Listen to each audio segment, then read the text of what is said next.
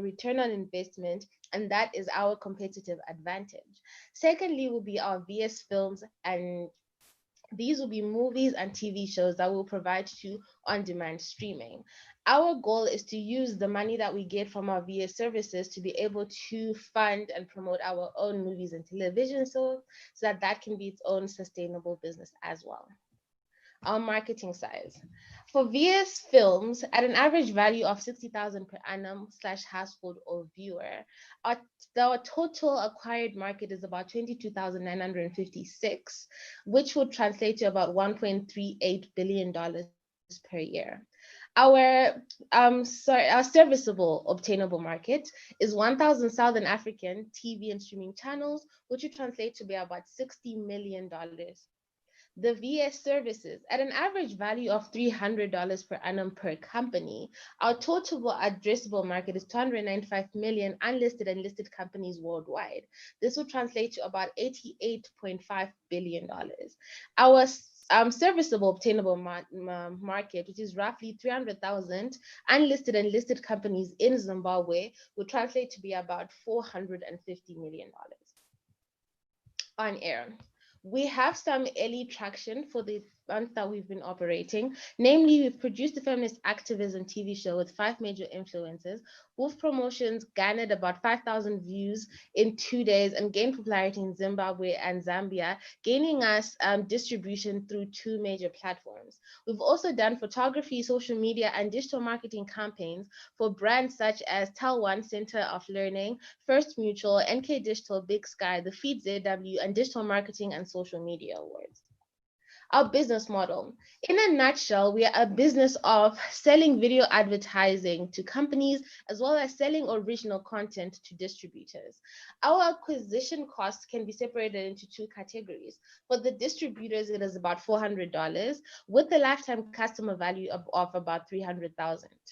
For our AI software, the acquisition cost is lower, which is $30, and our lifetime customer value for that will be $1,500 per customer. The team is made up of 3 people: myself, the CEO, Takunda Chimtashi, the COO, and Carol Marufu, the creative director. She has 10 years experience in videography and in editing, and both me and Takunda have business experience in IT and ICT and tech, as well as in content creation and film and production. This is a short video showing you one of our productions.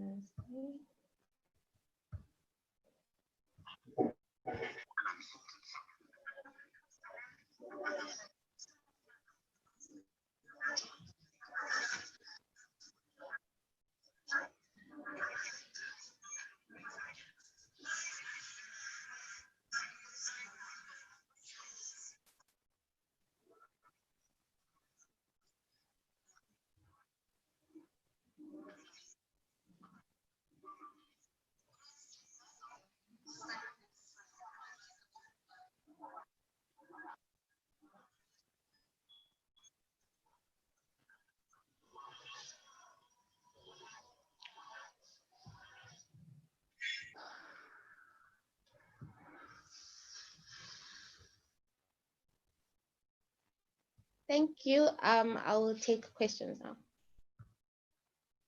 Thank you very much, Amanda, for your presentation. Judges, do you have any questions, or you can move on? Do you have 1 or 2 questions for Amanda?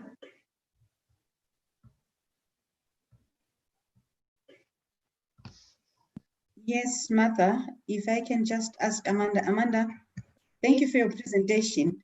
Are you looking at creating more jobs? Because I notice your lead team, you've got your 3 technical people there that you've presented. But are you looking at creating more jobs in your business?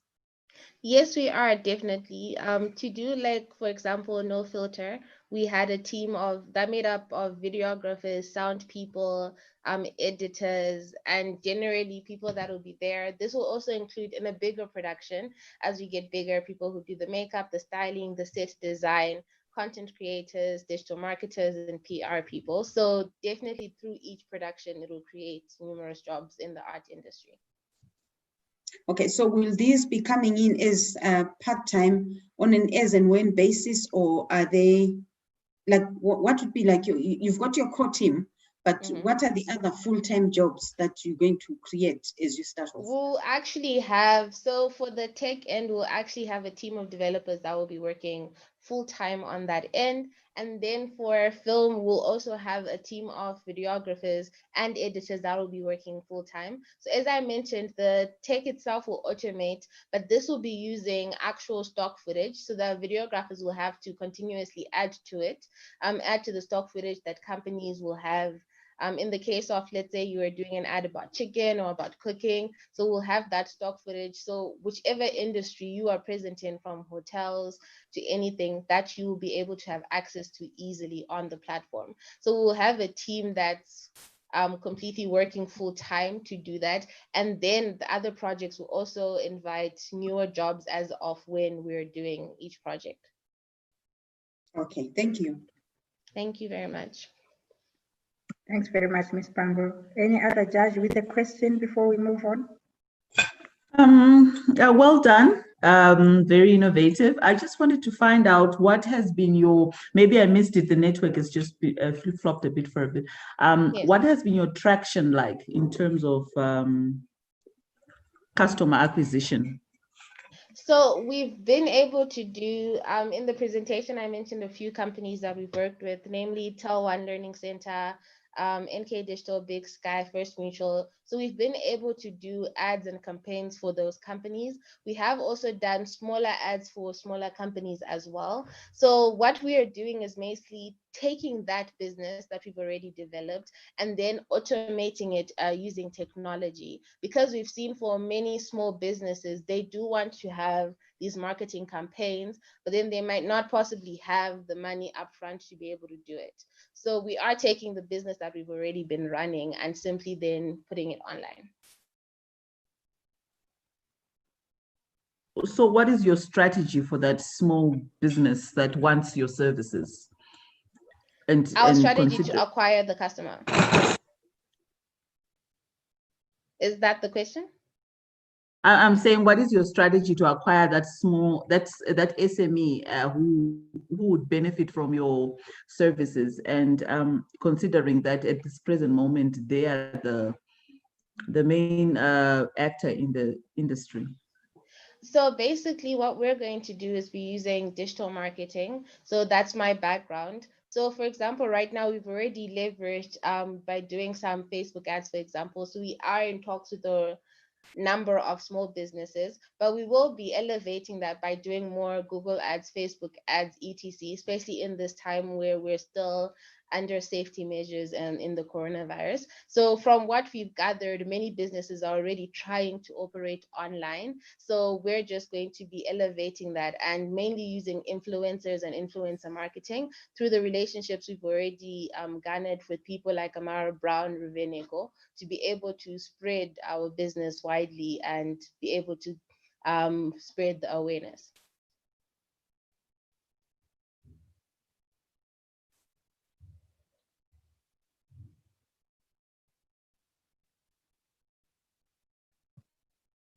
Are you okay, Beta? We can move on? Okay. That's fine, thank you. Thanks. Thank you so much, Amanda. No problem. Okay. Next up is Beverly Nyakusikwa. Beverly, if you can show your slide, and then I'll start your 5 minutes. I'm sharing my screen. Yeah. Okay. Good afternoon, ladies and gentlemen. My name is Beverly, and I'm presenting on my company BF Organics. So we identified a problem whereby people have restrictive diets for one reason or the other, and it's been found that in trying restrictive diets, they are also making use of expensive foods, so foods that are not locally available or foods that are more pricey out of their budget range. It's also been seen that some of our root vegetables are rotting on shelves. So they have a short lifespan and we're losing out on the nutrients and the value they can give us because we can't extend their lifespan. It's also been seen that wetlands are declining, and as such, farmers who were involved in, say, farming of taro root or magogoya as they're locally known is decreasing. So because of these problems, we decided to address some of it by turning an ordinary root that we all know or that's familiar to most households, so sweet potato, mbambaira, and magogoya, or taro root or cocoyam, turning it into something that's likable by people, so that, and sometimes cake. So we're just trying to come up with a way of adding value to a food that was normally there, but in a different form. By also taking this route, we're also able to address some of the SDGs. So SDG 3, good health and well-being, by promoting people's healthier. SDG 12, responsible consumption and production. SDG 8, decent work and economic growth. And SDG 15, life on land. We believe our actions do feed into these SDGs as explained by our benefits. So these are our products. The crisps from sweet potato have the orange tint, whilst the crisps from magogoya have the whitish cake. So after a slice to enjoying, which is made from the sweet potato and also creamed with sweet potato, no flour or wheat flour, and no dairy whatsoever. So what are some of these benefits? We activate the value chain, which means that you've got more job opportunities that are created along the line. So from the farming to the production, to the transportation, to packaging, to sales, to digital marketing. You also increase income for the farmers, and it's also creating a wider variety of foods for people to actually just choose from. What is the current competition? So people are very familiar with what they're used to, which is your potato crisps. So you've got the likes of the Lays, you've got your Chompkins. There's also something very common or very familiar for the kids, which is Jiggies, and you also have Spuds. So this is what we see as competition in the market, something that's presenting a barrier that we need to overcome because these are familiar brands and people tend to go with brand names over product. It's also that these have existing presence and they're also widely available. So our target market is anyone who's health conscious, anyone who's got dietary restrictions, maybe due to allergies or preferences, or maybe you just can't eat something which contains more sugar, or it can't contain gluten, or it can't contain chemicals like so your added products that you find in these crisps that are sold locally. Our products don't usually use artificial, we are not making use of any artificial additives or chemicals or preservatives. Our revenue generation is through sales of the raw products, so the mbambaira or the magogoya. We're also going to be looking at offering training. Currently, we're just selling the value-added products, so our crisps and cake. But there are plans to upscale as soon as we're able to increase capacity. Our team is led by myself. I'm the founder and CEO. My background is I've got a BSc in civil engineering and a master's in water and sanitation, but I've got a very strong passion in food. My co-founder is Martha Nyakutsikwa, who also has a background in accounting, and our team members include a crop scientist. This is to assist our farmers so that whatever we're working on, we're able to produce the best food that can go to market. So we're targeting working with farmers in Chipinge, Honde Valley, Chimanimani. We're also working with a food scientist to make sure that whatever we're rolling out is safe for consumption and we get the maximum benefit in terms of health-wise. We also have digital marketing assistants. And as the company grows, we'll be employing our own transportation team. And if we're rolling out at full capacity when the factory is now running, we'll also be able to employ more people who will be support staff at that factory.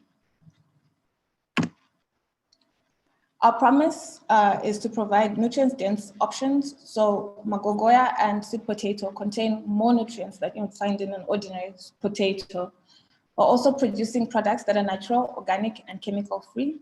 And we're supporting local. Beverly, your 5 minutes is up. Want to boost our local produce. Thank you. Thank you.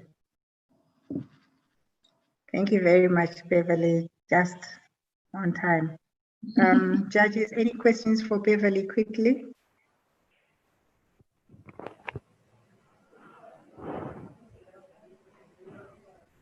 Beverly. Hello. Thank you for a very good presentation and an interesting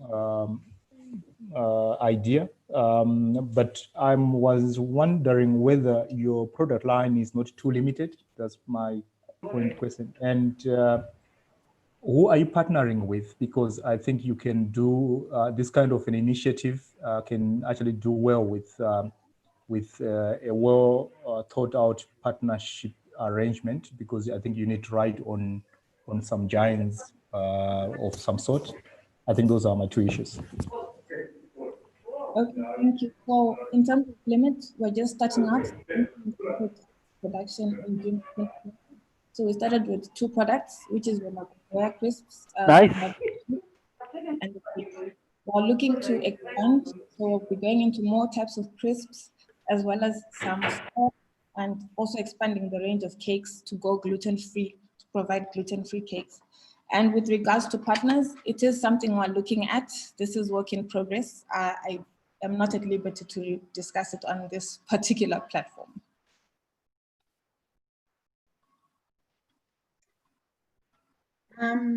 Beverly, great presentation there, my dear. Thank you. Just one question. You showed us some well-established brands in there, which are your competition. And without saying much and revealing what your strategies are, how do you plan to tackle the strong presence that these brands have in our markets? And you talk of, I think, jiggies, and we know most kids in Zimbabwe come schools and even at home, there's always jiggies. So what's your plan in terms of how to deal with this? And maybe just also your value chain, your distribution. How do you intend to, because some of these brands are already established in the market. When you move into any grocery shop, you'll find your jiggies, you'll find your typical the other brands that you mentioned there. So how do you plan to do your distribution, as well as tackling the strong presence that these other brands have in the market? All right, so we are looking at increasing our marketing efforts. We've currently been selling at markets or open markets and farmers markets, but we're in discussions with some supermarkets on how we can also stock our products so that they are also readily available for people to buy in supermarkets.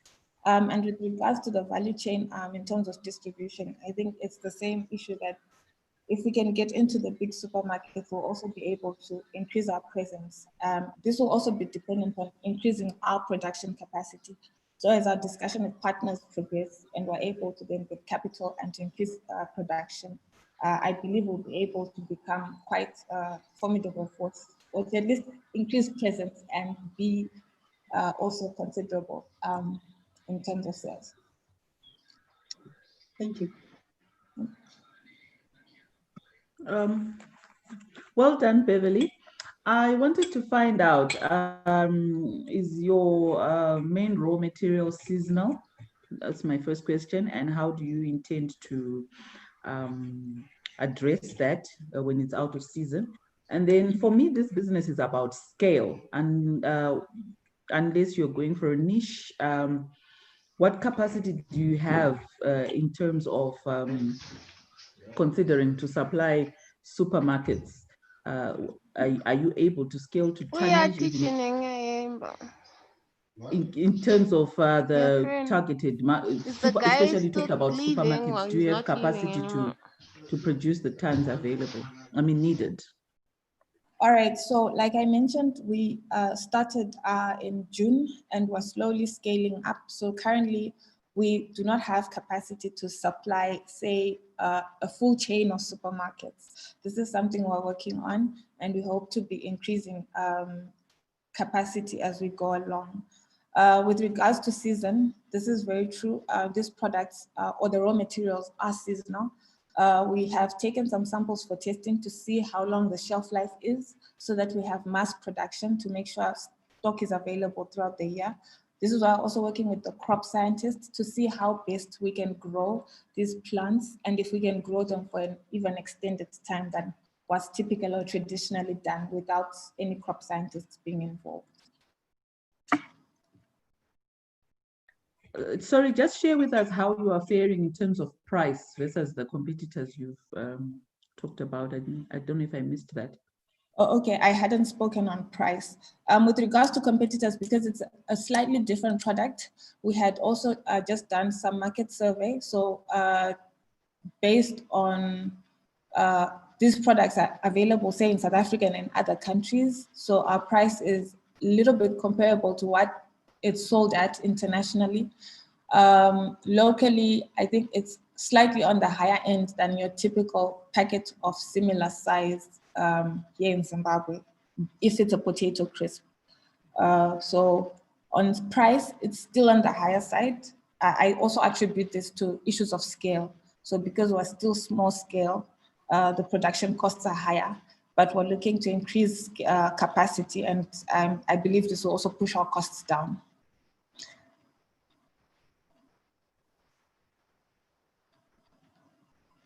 I hope I've answered you. Yes, but I still didn't get the price. I have a house full of kids. I buy chips on a daily basis. So I'm trying to really see if I am your next client. Okay, $1 for a packet, and a packet is 50 grams. All right. Thank you. Thank you very much, judges. Thank you very much, Beverly. Thank you. All right. If you can stop sharing your screen, please. Brandon Rebatika, get ready, please. Yes, can you hear me? We can hear you. You can see your screen. So just say go, and I'll start your 5 minutes now. Right, I'm happy to go now. So thank you for everyone. Great. So I'm here, my name is Brandon. I'm here to present our solution called Kunda Market and how we aim to open opportunities for local business in Zimbabwe. So what are the problems facing local business at the moment? So at the moment, one of the problems facing local, sorry for that. One of the three most important problems which are facing local business in the world at the moment, especially in Zimbabwe, is main three things.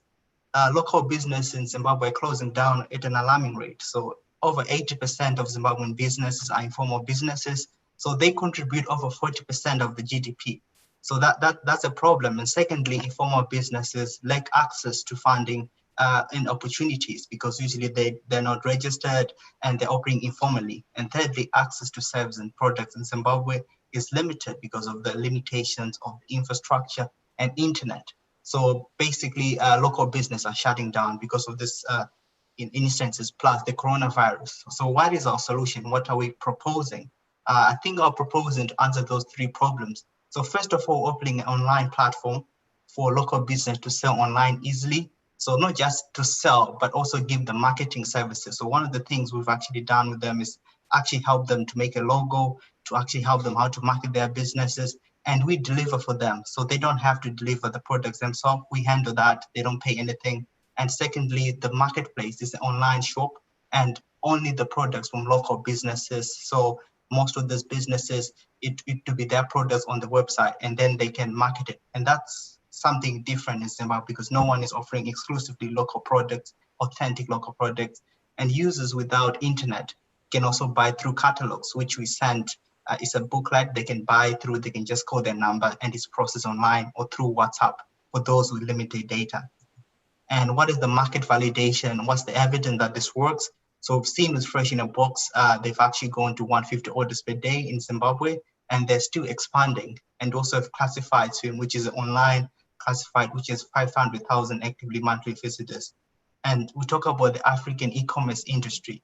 is predicted to be worth over 19 billion by 2025 by McKinsey & Co. So there's a huge opportunity there for what we're offering.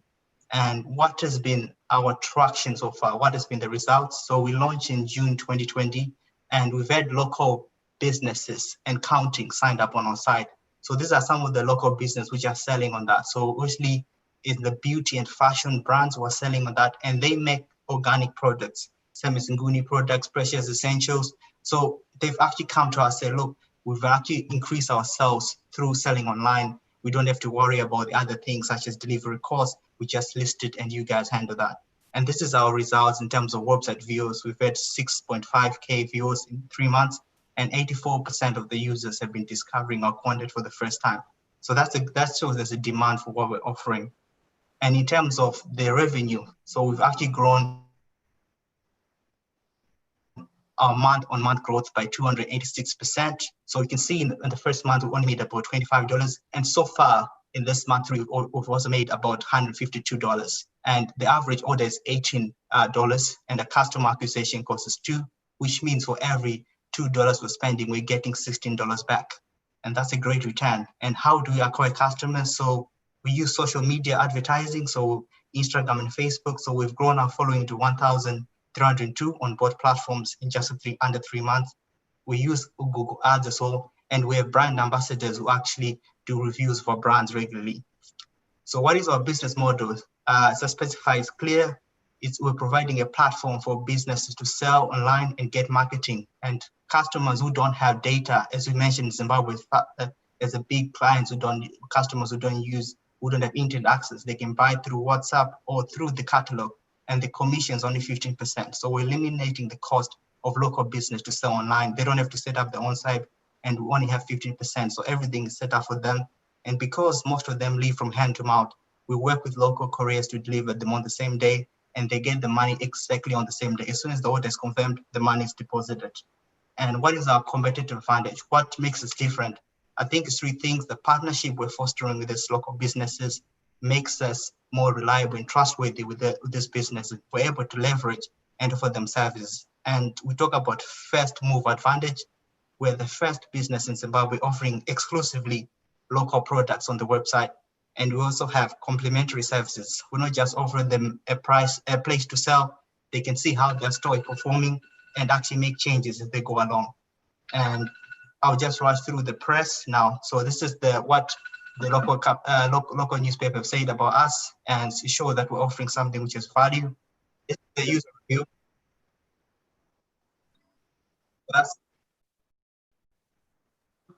And this is our team. So we've worked at places like LinkedIn, RM Institute, and the How Price. If you have any questions, be happy to answer them. Thank you so much. Thank you very much, Brendan. Well done for your presentation. Thank you. I'll open the floor to judges now to ask questions.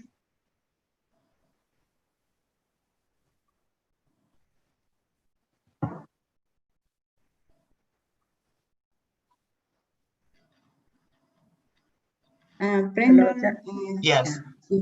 Brendan, thank you for that presentation. Well done. Hello. Thank you. I noticed you opening an online shop. Yes. And my question is again on the distribution, yes, and the transportation. Mm-hmm. And we know the challenges that we have locally on transportation. How do you plan to tackle and deal with that challenge of transporting the goods from whatever to the customers who would have bought on your online shop? Right, that's a good question. So to answer that, so we have local couriers in Zimbabwe, especially in Harare. I can name some of them called Link to Load, Tumiza, and other partners. So they actually understand the market. So by partnering with them, they actually can deliver in this local community. So I guess your problem is 2 problems: that most of the time the delivery charges are too expensive for the average customer. And secondly, that sometimes those places are unreachable. But working with local couriers, they have the knowledge of the local community. So in terms of what we've done so far, what has been working, when a person orders on the website, they're immediately sent a text, and that send also goes to a delivery partner. And we also deliver ourselves sometimes if it's within our range. So our delivery cost is only $3, so which is reasonable for most people in Harare. And that's how it's done. So it's delivered on the same day, working with local carriers who have knowledge of the local environment. So we're actually helping by decreasing the barriers, which people have mentioned in the past, is that it's too expensive to buy online. And as you mentioned, you can buy using WhatsApp. So they just send us what they want, and we process the order for them, and it arrives on their doorstep on the same day. No hassles. Okay, thank you. Cheers. Well done, Brandon. Mm-hmm. I wanted to focus on issues to do with trust and Yes. how you validate your suppliers and availability of the product. Right. So I think with trust, so I think what I'll do, I'll just show you a website so you can see it, if that's fine. I'll just quickly show you the website. So obviously this is our website so far, if you can see it on the screen. So one of the things you notice when you shop something, let's say if I shop this is a coconut oil. If I select options, so I'll just do quickly just to show you an option. So if I say I want the medium, add to cart, the customer it pays upon delivery. So what that means is that you don't have to pay online until you've received your product. So which actually adds trust, because many times people in Zimbabwe have had a situation where they've bought something, it hasn't arrived, and so basically that's the checkout order. You pay here and it gets delivered. So in terms of verifying the people sign up, so when people sign up on the website, they have to provide a ID-based ID to provide who they are, so that we know that they are the person they're claiming to be. So once we receive the ID, we verify it on the website, and also in terms of making sure that the stock is up to date. Every month we check to see with the brand. So we have weekly meetings with every brand on the website. So I'll just show you some of the brands so you can get to see how many of them. So those are the names of some of the brands we have. So it's got Amanda, Real Seco, Clothing Palette. So what we do is we have a weekly meeting with them and say, do you still have this in stock or is it not in stock? Because so far we have 25. It's manageable for us to actually do that checkup, and also check up to see how they're doing, what can be improved. And as you can see, these are the notifications of people who just bought something. These are not bought. These are things which actually are happening on the website, and it shows the activity which is going on the website. So that's some of the ways we tackle some of the things we've mentioned. And this is obviously how many people are seeing it every month. This is connected to our Google Analytics, so we can't also add and lie about it. And this is the same as the reviews from customers. And this is also, like I said, the report people are saying about us. So we use reviews to validate that what we're doing is legit, and it's not something that you're going to be scammed online. Great, thank you. And what is your strategy on growth and scale? As you see, our success story is Kuda, who's actually now doing 400 orders a day. You mentioned 150, he's actually at 400 orders a day. Yes. So what's your strategy on growth if any investor is interested in? Yeah, so absolutely. So I think I'll just start with some of the things we're facing so far. So we've only spent, from the 3 months we spent, we've spent $60 on everything. So if we count that, we've had 150. We've actually doubled the amount we've spent so far. So the things that we're limiting so far is for us is that we're finding that some people may not have data to actually go online, or they may have limited data. So one of our challenges, as you said, is trying to get people offline to buy on the website. So that strategy comes in 2 parts. It's raising awareness in that community through using the ambassadors, the influencers we have. So these are like the community champions in that area, and allowing people maybe who don't live in Harare to shop on the website and getting products they would need. So, because so far we only 2 categories. It's mostly fashion and beauty, but we want to add more specific products which are tailored to those communities. So in terms of the catalog which I just described, this is like a booklet where you can take home. You can like literally text the order you want, and it text your details, and then the delivery will come to you. So that's some of the things we want to do in terms of bridging the barrier of people without internet, not online. And in terms of our marketing, our digital marketing things, we've actually started sharing the stories of some of the brands, because we're actually helping them in this difficult moment, to actually sell and make sure that business thrive in this period. So we're very proud of some of the things we're doing, because we're allowing them to, thrive in the coronavirus and actually grow their business in ways they never thought is possible, because doing them online would be more costly for them. So our strategy is simple. We want to get people online, offline, start buying easily online, and we want to get those online having a simpler process and having more variety of products. And we're going to do that through social media advertising and through brand ambassadors to get the word out there.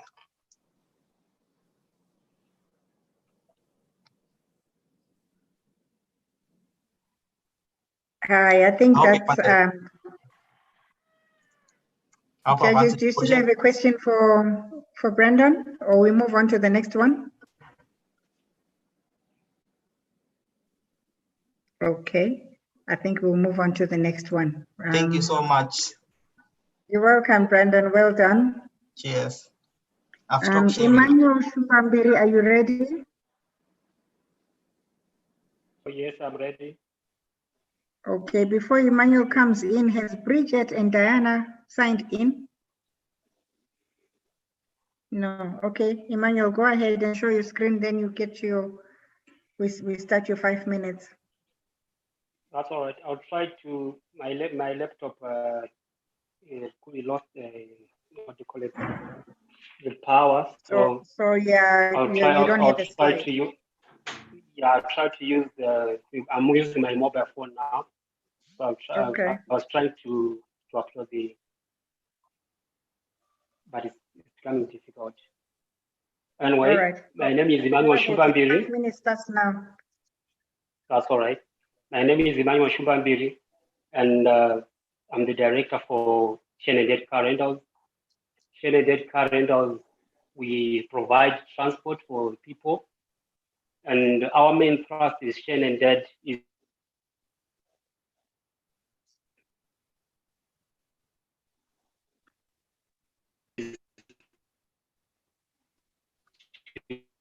to sorry, someone indicated my call. So we provide transport for the people. And when we started with one motor vehicle, which was a VW Polo in 2014. The cars grew, and now we are sitting on 18 cars that we have currently right now. The story of Shenandoah, I started with my wife in 2014, like I said, and we had one motor vehicle. So throughout the journey, we have managed to live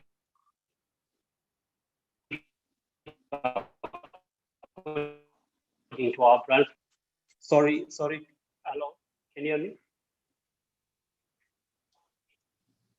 Hello. Shane, Emmanuel, I think they're using two gadgets, and so there's an echo. You need to close one gadget and just concentrate. Yeah, that's what I'm trying to. Yeah, that's why I'm apologizing. Also, someone's trying to call me. I'm using my mobile phone. Someone's trying to call me. So let me just organize myself a bit. Just a minute. Just 1 minute. Do you want to yeah, pull maybe out you can for a take moment? the next. Yeah, maybe you can take the next participant. Thank you very much. Sorry for that. Just send me a message when you're ready. That's all right. Farai, Precious, Andina, are you ready? Just one thing. You don't ask me. Hi. You don't do that at a pitch.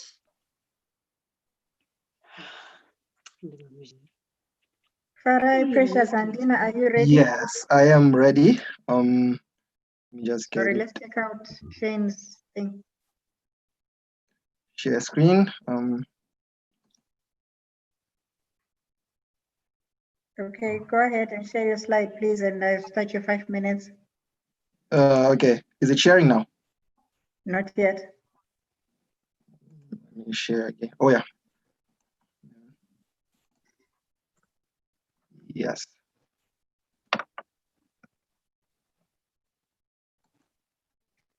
Yes. Right, Can you see my screen now? Yes, go ahead. Your 5 minutes starts now. Hi, my name is Farah and I am the founder of EWC Zimbabwe. So we are a biodiesel making company. That means we make diesel from used cooking oil and other vegetable matter. We are based in Harare, here at Belvedere. We were founded in 2019. That's when we started operation. Okay, so why veggie diesel? Basically, we started in 2019 because of the fuel crisis in Zimbabwe. We wanted a way to provide diesel, but using our local products. So we thought of using used cooking oil to make diesel. This was a good idea because we would import less diesel because basically Zimbabwe at that time was not exporting, but we were just importing stuff. So it would be a plus for the country to make something that we use locally. Biodiesel is also environmentally friendly. That means when it burns, it does not release toxic gases such as sulfur dioxide, and it's good for the environment because we are recycling stuff that we do not use regularly. That is like used vegetable oils.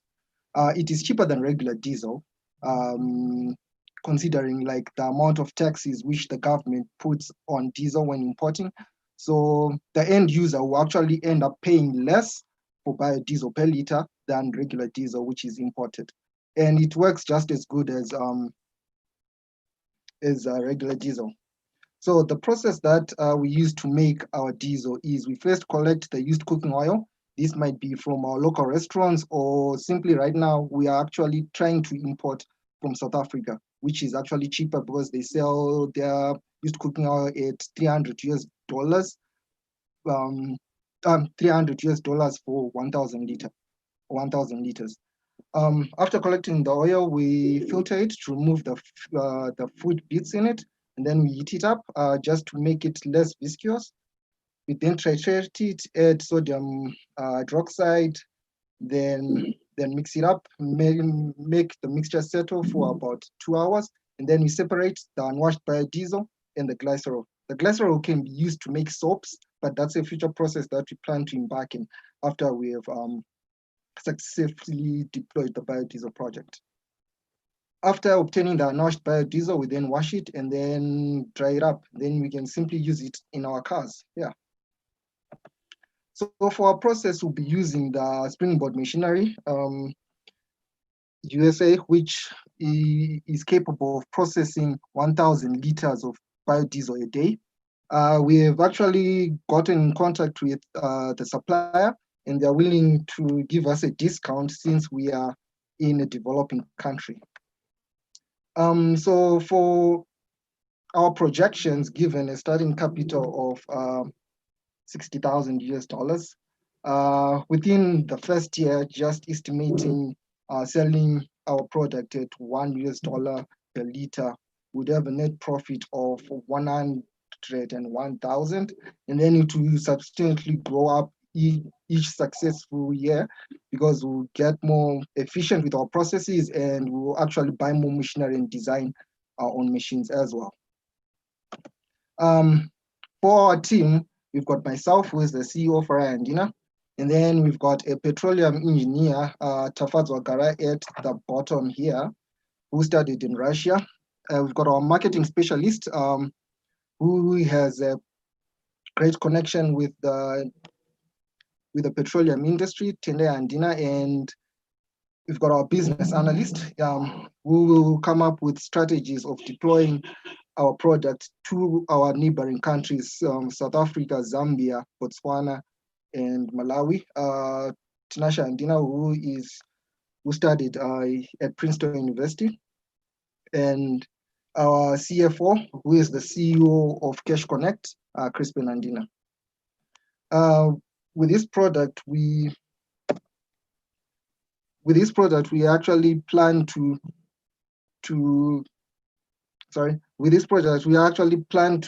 divert it to actually producing diesel using plastics as well. So yeah, thank you. Thank you very much, Farai. Thanks for your presentation. I'll open the floor to judges. Hi, Farai. Thank you very much for the pitch and the great ideas that you have shared. Have you looked into the regulatory issues? And because I think fuel industry, energy industry is a highly regulated industry, and it has Yes. so many issues that goes with that. Have you looked into that? Then the other issue is to do with the traction so far. If I got you right, you were indicating like you started in 2019. What has Yes. happened between 2019 and now? Yes. Yeah, maybe for now I'll Okay. limit to those two. So I'll start with the regulatory issues. So when we started off, we went to Zinara, which actually regulates the energy industry in Zimbabwe. So Zinara basically told me that there is no specific regulation in the bio industry field right now. They are actually looking for people like me to write up the regulatory document for biodiesel production. So yeah, I talked to them, and then basically we are in the process of making a regulatory system for Zimbabwe. And looking at what we have done now, from 2019 to now, we have approached a number of companies. We've got the RBZ who are interested in it. They had a biodiesel factory, I think, in Mount Hampton, and then it closed down. They were using Jatropha seeds, and basically what they closed down was like they ran out of stock. But as we thought of an alternative, instead of just using Jatropha seed, we'll be using used cooking oil, which is abundant in the Southern African region because they are because of the large amounts of restaurants that we have. So we have a lot of stock feeds, which is available, which will actually keep us from shutting down like what the RBZ does. But the RBZ is also giving us contact people, technical people, to help us in developing this project.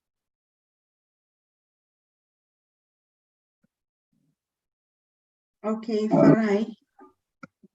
Yes. Hello, well done. Thank you for your presentation. I just wanted to find out from your research, where is this being done, probably in another market, and how well have they done with this approach of veggie? Do you have a live example of where this has been done and it's in operation, maybe not in Zim?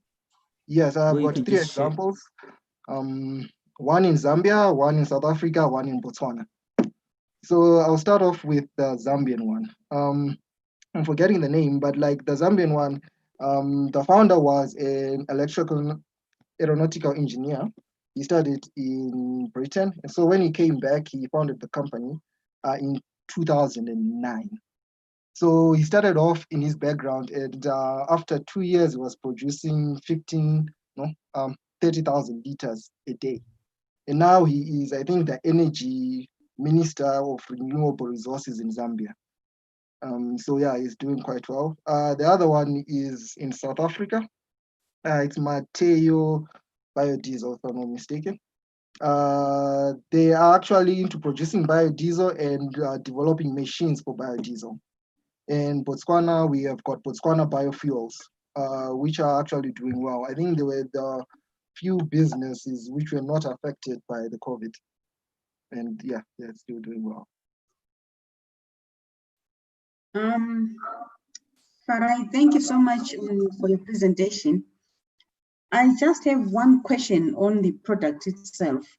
Yes. Particularly looking at issues of viscosity. Yes. Can you confirm if the viscosity of the diesel that you're producing will be decreased, seeing as we know that vegetable oil or cooking oil is thicker than diesel? Yes, so how we make this biodiesel is like you heat it up first, like just to make it like smooth, like reduce the viscosity. Then you add in potassium hydroxide.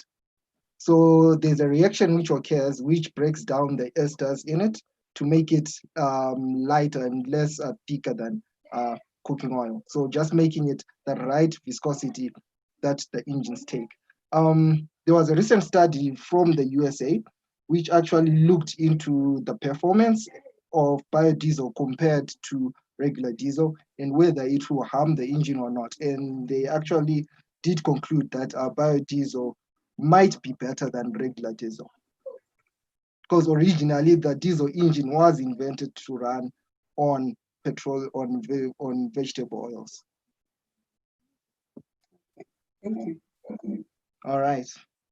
How do you intend to source the used oil, and how do you intend to store it? Do you have storage? Do you have facilities in place already?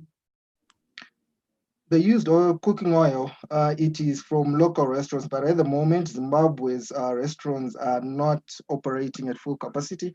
So we actually have networks in South Africa, people who are supplying us with used, or who are willing to supply us with used cooking oil at $300 per 1,000 liters. So we have the source, and we have the transportation to get it from South Africa to Zimbabwe.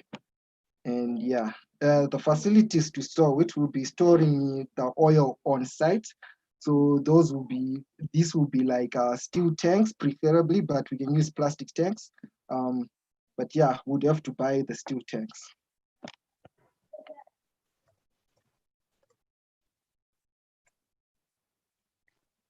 Okay, thank you very much, Farai. Thanks for your presentation and well done. Kudzai Chivongodze, can you line up your slide, please? Okay.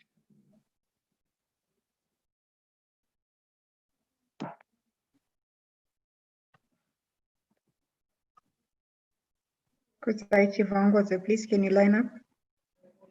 And I'll start your 5 minutes.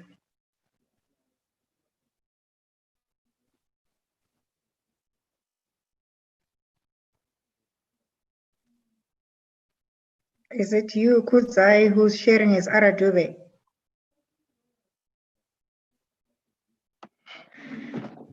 Hello? Hello? Kudzai? Yeah, hi everyone. Are you the one sharing his Aradube? Yes, it's me. I just All switched right. computers. Yeah. All Okay. right. Good Your 5 minutes afternoon, starts now. everyone. Thank you. Good afternoon, everyone. My name is Kudzai Chibongodze. I'm the founder of Virtual Reality Village. Basically, Virtual Reality Village, we provide entertainment and business solutions via the use of virtual reality technology. I'll start with the business side. Like, looking at the website right now, whereby we develop visual tours for companies. These are the categories of the companies we are working with.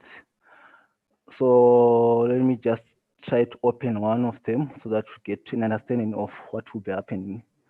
So basically, visual tours is whereby someone can be able to visit a place without physically being there, which works well for lodges, hotels, real estates. For example, this one is a real estate one. Let's just open this one for Kenyan properties in Harare. So it helps clients how, instead of them viewing the houses physically, it helps them to cut costs on fuel. It helps them to cut also time. They can be able to view. Sorry, it's network, so it's loading. Just saying one.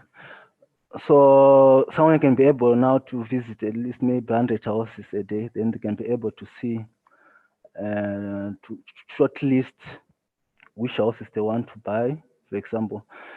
Then someone wants to visit, let's say, Victoria Falls. They want to book accommodation. They can now be able to walk through the rooms and make a final decision on which hotel or lodge to book with. Then it works well also with the boutiques. If you want to do shop clothes, etc., etc. You can just walk in the mall, then get in the shop, see whatever they have. So yeah, for example, this is a Kenyan one. We shot this like a month ago.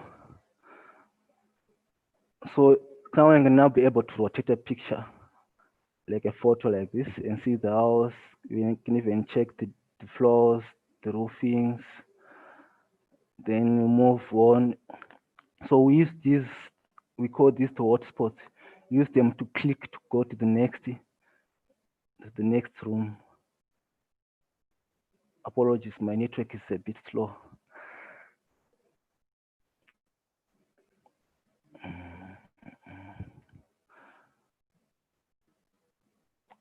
Yeah, so we are now in the next room. You can also now rotate. This is where we came from, this part.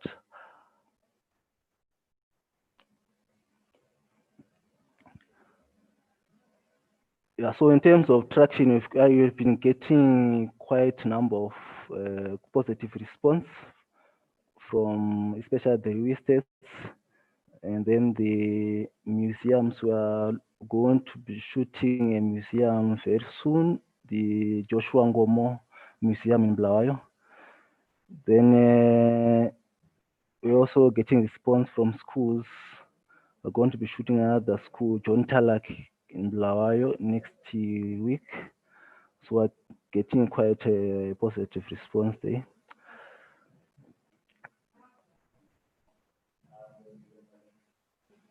Okay, so this is helping people in general. Now, during this COVID period, you don't need to go visit a property or what, you just need to sit on your computer. Then if you walk through the houses, then 1 you can make minute a to go, decision whether you Kudzai. want to. All right, thank you. Yeah, so in terms of financial injection, we are already a company operating. So far, we have more than 10 companies working with us on board of our clients, and it's working very well. All we need is more marketing and since a new idea, we're trying to get people to buy into our ideas. So basically, that's it. Thank you so much. That's all. Okay. Thank you very much, Kudzai. Judges, All any right. questions for Kudzai?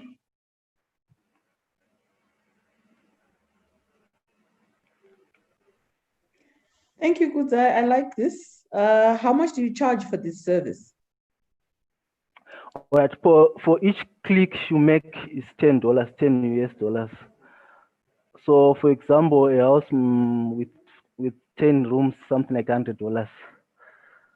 Okay.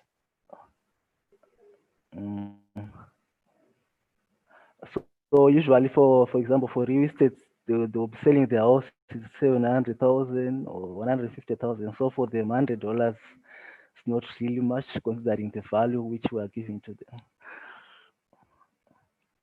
Is this the same throughout, even for the schools, you charge the same? Yeah, for the schools, we also charge the same. For the hotels, the same. Okay. Thank you, Bertha. Any other questions, judges?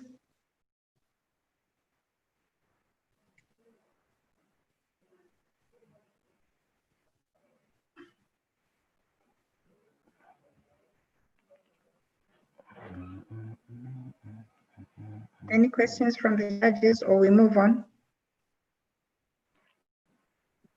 I'm fine. I have no question to ask here. Thank you.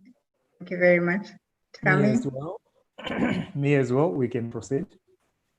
Thank you very much. All right, Thank you very much, Kudzai. You can stop sharing your screen.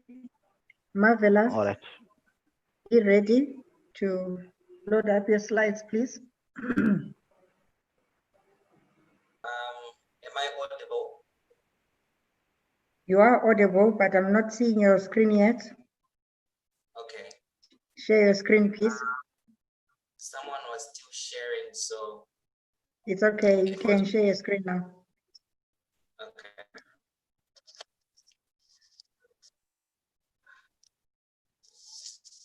So your 5 minutes starts now. Hi, everyone. My name is Marvelous Nyongora, and I'm here to present to you Zimbabwe's digital marketplace that offers customized student accommodation services, closing the gap between students and landlords. According to Zimbabwe Council for Higher Education, there are over 450,000 tertiary students in Zimbabwe, but only 10% can be accommodated on campus. Another 10% resides with relatives and family. During the course of the semester, which leaves more than 300,000 students housed every semester. On the other hand, you have landlords offering student accommodation. And this is worse than that there is has led to bogus accommodation agents who charge as much as $50 per student just to see is lost every year to conmen and bogus agents. Students are also exposed to all forms of abuse just to secure accommodation. After I fell victim to an agent myself in my second year in university, coupled with the worry of the welfare for other students, We cannot hear. We cannot hear. And website and mobile Marvelous. applications students to look for, book, and make payments for distant off-campus. Hello? Marvelous. Hello? We can't Yes. hear you at all. I think Yes. you're also using Hello? 2 digits. Yes, hello. No, I'm We using one we gadget. cannot hear you. Okay. I'm we could using have- one gadget. we couldn't hear you. You're already 2 minutes in. So continue, please. Okay. The solution that I found is called the Housing Hub, which is an online provision service platform that allows tertiary students to book and make payments for distant off-campus accommodation. The Housing Hub is a smart integrated technology that offers a booking system, an accounting system, and property management software, allowing students to forecast costs and make proper decisions. The platform is a safe and secure means of securing off-campus accommodation, as the houses that are enlisted on the platform are only those that are registered with the university's Department of Student Affairs, guaranteeing our user safety and accountability. To date, we've partnered up with 3 different institutions, and this has helped us to create 30 employment opportunities and listing properties on the platform. Our agents have registered over 3,000 beds online, and we have secured accommodative business support from organizations such as UNICEF Zimbabwe, CBZ Holdings, and the United Nations Development Program. Our business model is as follows. For every successful booking, we charge a 5% service fee that's paid on top of the rent when a student makes the first month's deposit. Upon cash out to the landlord, we deduct a 2% service fee from the landlord's aggregate amount. Using this model in 2019 alone, we managed to generate enough revenue to surpass the $2,000 mark, a milestone which has been named the top 20, one of the top 20 uprising startups in Africa by Mastercard Foundation and African Leadership Academy, as well as the top 3 startup businesses of the year by CBZ Holdings. The market potential for the Housing Hub is intense. According to data retrieved from UNESCO, there are over 1 million students between Zambia, Botswana, and Zimbabwe. Our research has established that 50% of this population resides off campus. In fact, just 20% of this population, and each student paying at least $5, we project to make at least $1 million of commission.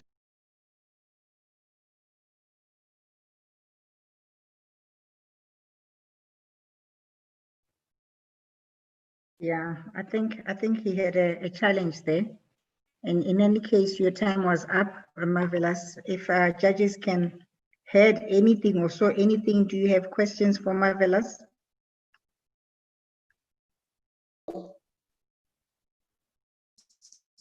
My only question to him was how he has survived with the impact of COVID. Hello? And how? Yes, Marvelous. Answer that question from the judge. How have you survived the impact of COVID?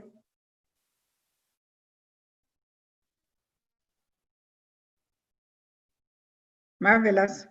Oh, okay. My network just dropped when I was actually on that part. So what we've done is we've evolved the system. Hello? Yeah.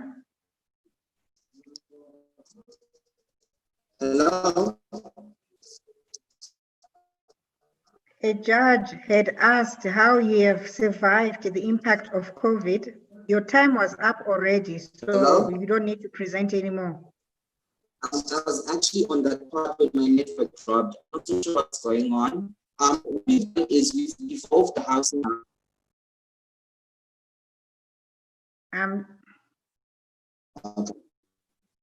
Yeah, I think you have challenges, Okay, Marvelous. it's fine.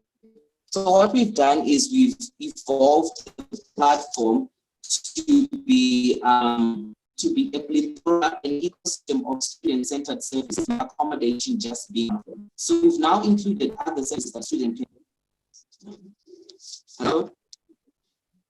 The question was, can you hear me, Marvelous? Hello?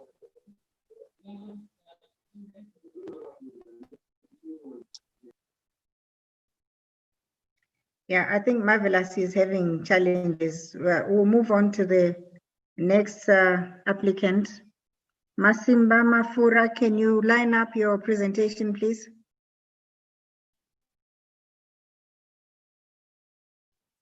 Masimba.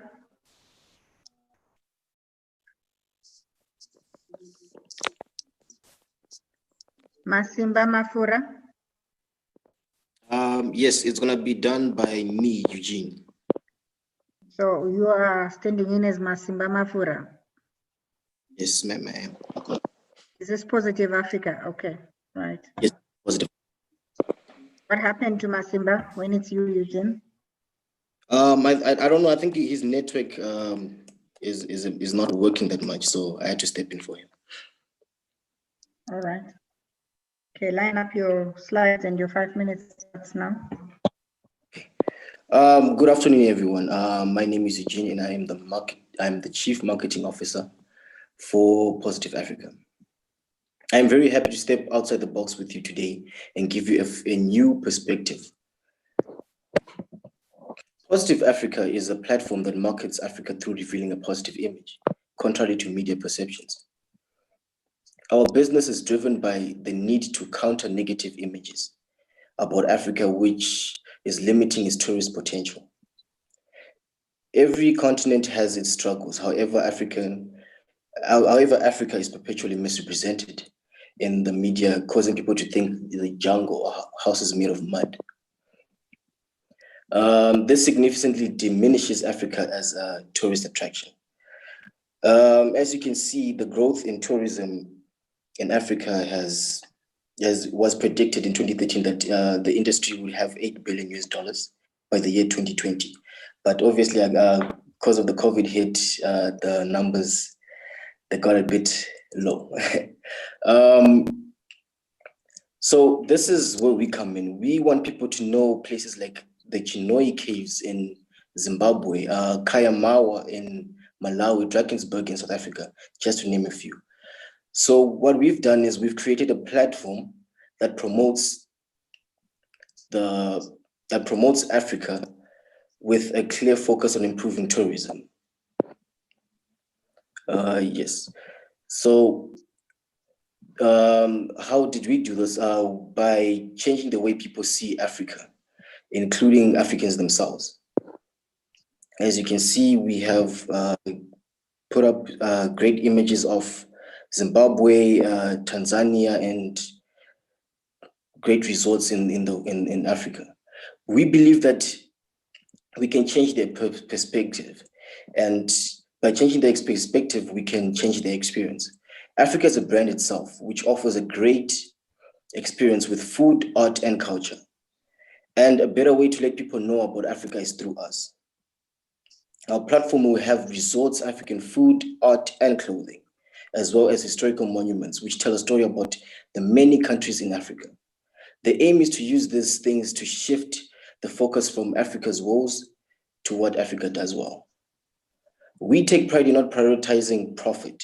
We want quality to tell our story, to engage with the customers and create an emotion with customers, which will engage with us before using our services. What sets us apart from other booking sites is that we primarily focus on Africa and the story behind each place and its wonders. We want to accommodate anyone and everyone, which is why we will include low cost to high cost accommodations. We want quality to tell a story. As you can see on this slide, we've created a website where people can search for their destination where they want to have their holidays. We have the Southern African side, which will definitely list the products like music, culture, what they're going to be experiencing in that part of Africa. Then we have the Western, which will also have a different side of how they're going to be experiencing everything. And yeah, these are the different types of cultures that are going to be represented in our website. So we can show people what kind of cultures they're going to be experiencing when they visit certain locations, like in Morocco, in South Africa, we have the Zulu, we have Kenya, then we have Namibia and places like that. Thank you. This is what I have for now. Thank you very much, Eugene, on behalf of Positive Africa. Judges, do you have any questions for Positive Africa?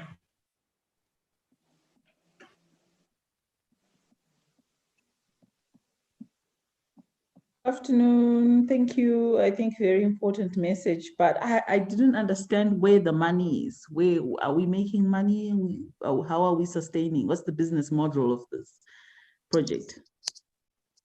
Okay, the business model of this project is that we want to create a platform where people can advertise their products in terms of their resorts, their accommodations, their art, and their sculptures on our website. So we basically creating a platform for people to advertise and sell their products on our website.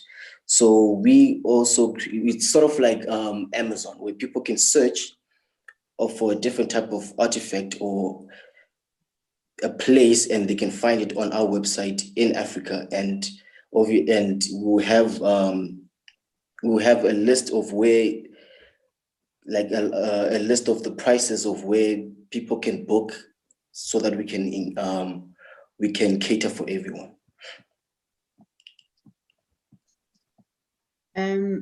Maybe just to add on to that, I wanted to ask the same question: where is the money coming from?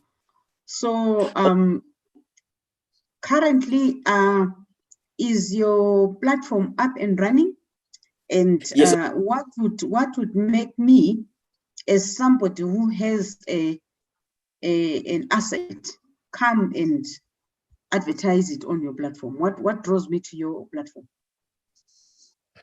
What we have done is we've created a platform where we want people to feel a certain experience when they want to visit Africa. So what we've done is, because obviously Africa, when people think of Africa, they think of Africa as a jungle.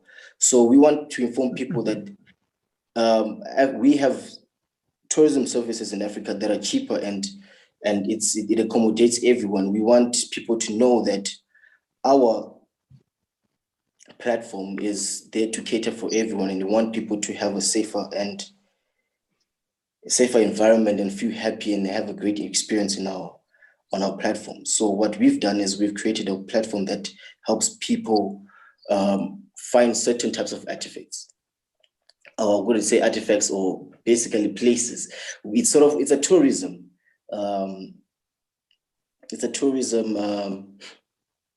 We're going to be sort of like Airbnb, where people find accommodation through us. So we're going to be competing against Airbnb. And what we did is we want people to, when they book through us, they can have a great community and they can bond with the people in a certain place where they are. Yes, I get that, but I want to understand what will make me come and put up my lodge or my guest house on your platform. What draws me to your platform? I get it, that is tourism, that you want to compete with Airbnb, but what draws me to your platform for me to choose you instead of putting my guest house on Airbnb? What we do is we want to, what will make you choose us is because we are a company that we don't prioritize profit over anything. So basically we will, people that in the whole of, we have clients in Europe and America that have tested our website and they've seen that it has potential. So why we say you should go with us is because we will probably have a great number of traction for you as a person that has Airbnb. What's your traffic at the moment? What kind of numbers are we talking about on your website right now? Our numbers it's still in the early thousands. It's not high as yet, but we have a few numbers that's to be accurate is 1,999. And if you compare with your vision of what you want to be, maybe you want to be the next Airbnb, what kind of growth levels are you targeting to say by a certain year? What are you aiming for? We are aiming for, by the year of 22, we need to have at least a great number of, at least a rise by at least 10%, because of the coronavirus thing, traveling is a bit restricted. People are still very skeptical about it, but our aim is to have an increase of at least 10%, so that we can, so that travelers would be really, drawn to Africa, because we want Africa to have a great number of tourists. What kind of saving am I making on your pricing model versus other platforms? The saving, honestly, I do not have an answer for that question. Maybe putting it differently. What's the cost of accessing your product?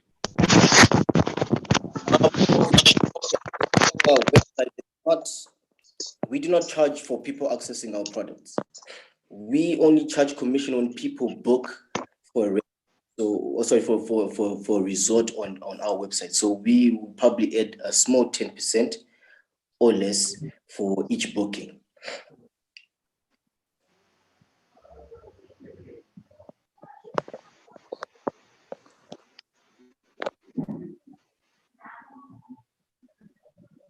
Are we okay, judges? You didn't tell us about your team. Sorry, unless I missed it. Did you tell us about your team? Oh yes, let me share my team with you. My team consists of 6 people. It is me, Eugene as the marketing officer. We have Masimpa Mafura as the chief financing officer. We have Paida Moyo Tsiga as the chief operating officer. We have Precious Hodzi and Tinashe Machiwenyika and Nompulelo Nende.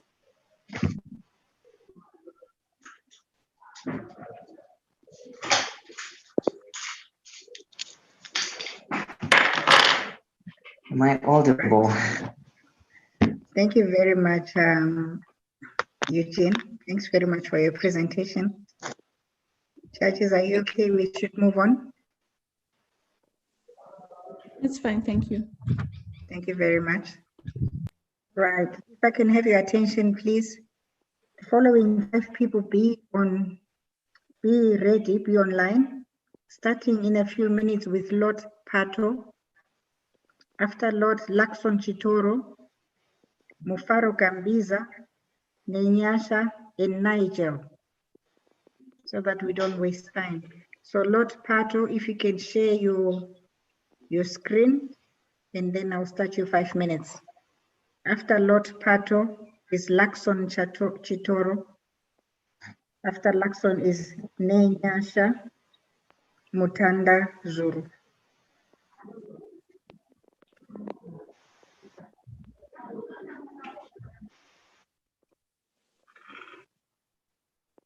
Lord Pato, please.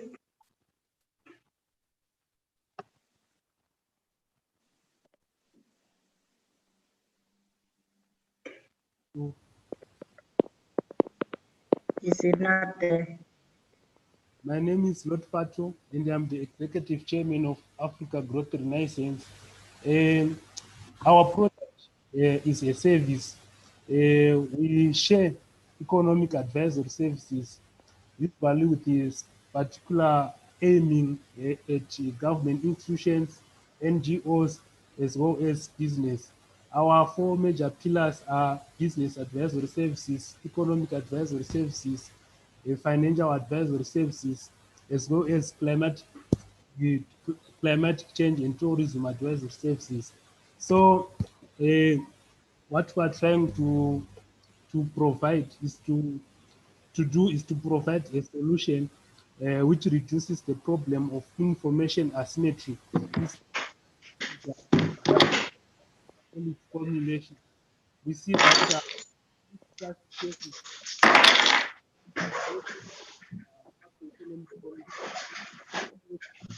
data or adequate information to make informed decisions. So our service is trying to provide solutions. So our business model is BM equals to RP plus C, where BM equals business model, then RP equals to research publication, then C equals to consultant. So with regards to RP, RP is a business to consumer, then C, consultants, is a business to business. So what we are basically trying to do is to research sort of, and our research is called our research publications is called Africa Growth Renaissance publication, where we aim to provide research which will with specific targets for policymakers, academicians, as well as NGOs and any other people who are interested in international development. Then on our consultant side, we specifically target to target government departments, NGOs, which may need economic advisory services, as well as international development advisory services. So specifically, we're a startup, and me, I'm the executive chairman. Then I also have my co-founder called Nolan Shoko. So what we are trying to do, we are trying to use a bootstrapping business model. We're trying to use what we have to get what we want. So we are trying to leverage on technology mostly. So this year, we started our market experimentation. We had a publication which is on Amazon, The Story of Africa Development, and it's been published by Africa Growth Renaissance.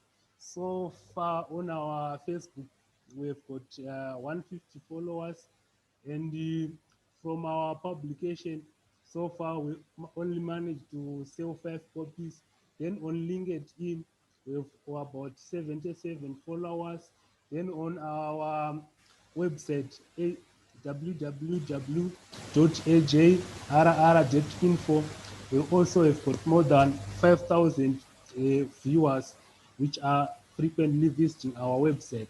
So we are in the early stages, but we hope that our product will gain traction as the time goes on.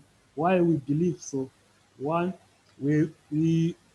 a research publication, it gives us a sort of a worldwide marketing platform where we will start to to build our brand, at the same time sourcing outlet clients which may require our consultant services. Thank you. Thank you very much, a lot. Just stay on the line and wait for questions from the judges. Over to you, judges.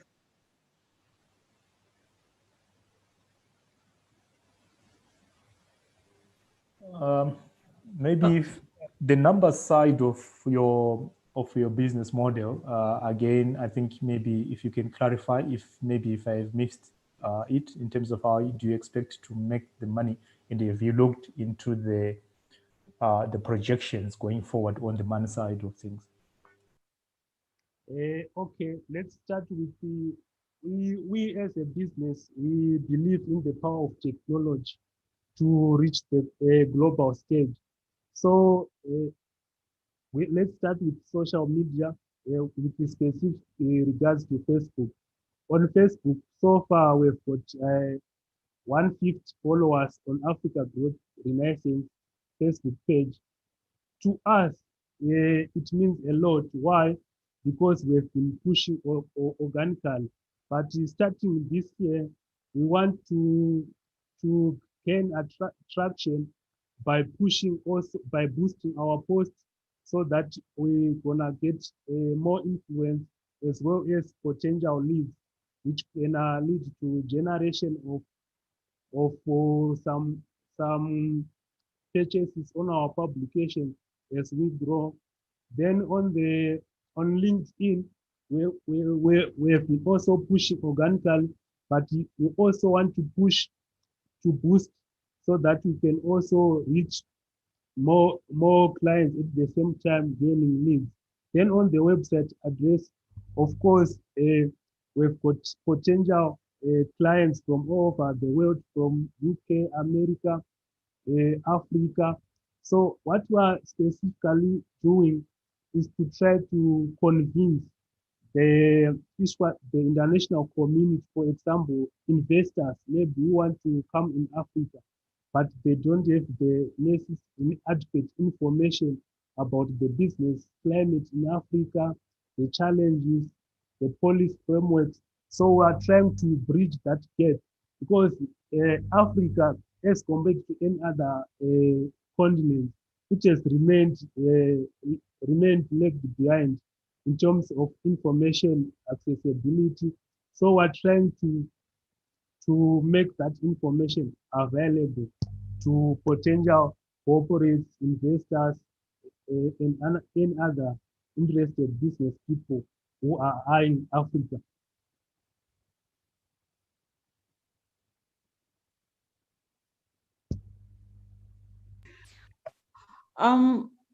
Leveraging off technology and platforms is you are in a very competitive space, and I'm interested to hear a summary of how precisely you are going to achieve growth, because the figures you're speaking of and the figures that where you are, your vision, how big do you want to grow, and what kind of figures are we talking about, which translate into how much money and profitability margins you're talking about. So what kind of figures are you looking at? Because if you look at platforms in your space, it's a very competitive space. So what strategy do you really have to build those numbers? This is a very competitive business, because we want to be on the global stage. That's one for sure. So we've got, for example, big competitors like The Economist in terms of economic research publication. So we need to up our game. First of all, on our side, we want to do what we call market penetration. Our services, especially in terms of research, they will be slightly, we start as a low price so that we gain market, want to enter the market. So for that, we are choosing market penetration. Thereafter, we try to push, we need to have a vibrant marketing strategy for us to gain enough traction, because the competition is fierce, but we try our best. Then on consultant service, usually this, if we really prove ourselves to be a reputable research team in terms of economics, obviously our clients will start to trickle in as they see our publication. So from experience, I've got an experience as an independent researcher for such organizations. The palette of research is the one which drives customer. From experience as an independent researcher with Africa. Excuse me, Lot. Excuse me, Lot. I think answering one question is taking so long. It's like a presentation on its own. Time is not on our side, so I'll cut off here. And then if the judges has other questions for you, I'll let you know. Thank you very much. Okay, thank you very much. Lakson Chitoro, are you here?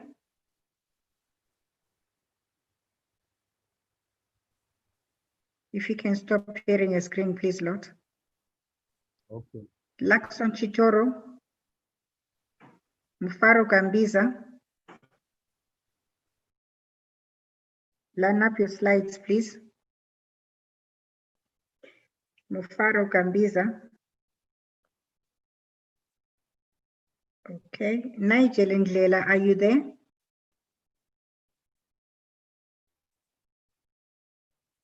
Nigel Ndlela.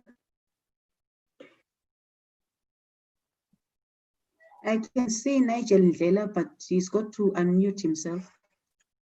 Yeah. Yeah, I'm there. Yeah, show your slide, please, and then your 5 minutes starts now.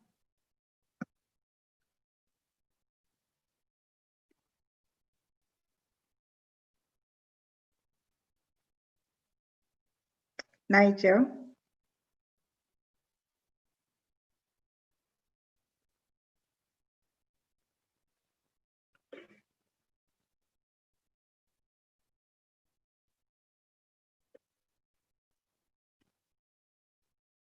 Nigel Ndlela Litrima, are you having challenges with connection? Okay, while he sorts himself out, Hilda, Rumbidzai Hilda Mutefa, are you there?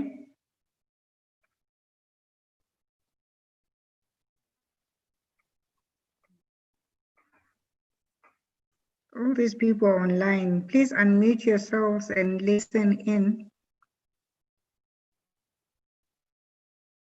Rumbidzai Hilda Mutefa, are you there?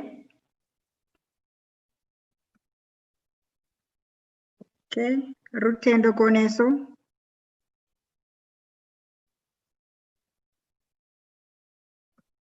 Rutendo Koneso of Platinum Hygiene. Yes, I can Rutendo see Koneso, yeah. Okay, yeah. All right. Yes, Rutendo Koneso, yeah. Line up your All right. slide, please. I won't be able to share my slide with you at the moment because I couldn't get the update of the app so that I could share. If you allow me, I'll go through my presentation with my audio. Okay, go ahead. All right. Good afternoon, everyone. I'm Rutendo Koneso from Platinum Hygiene.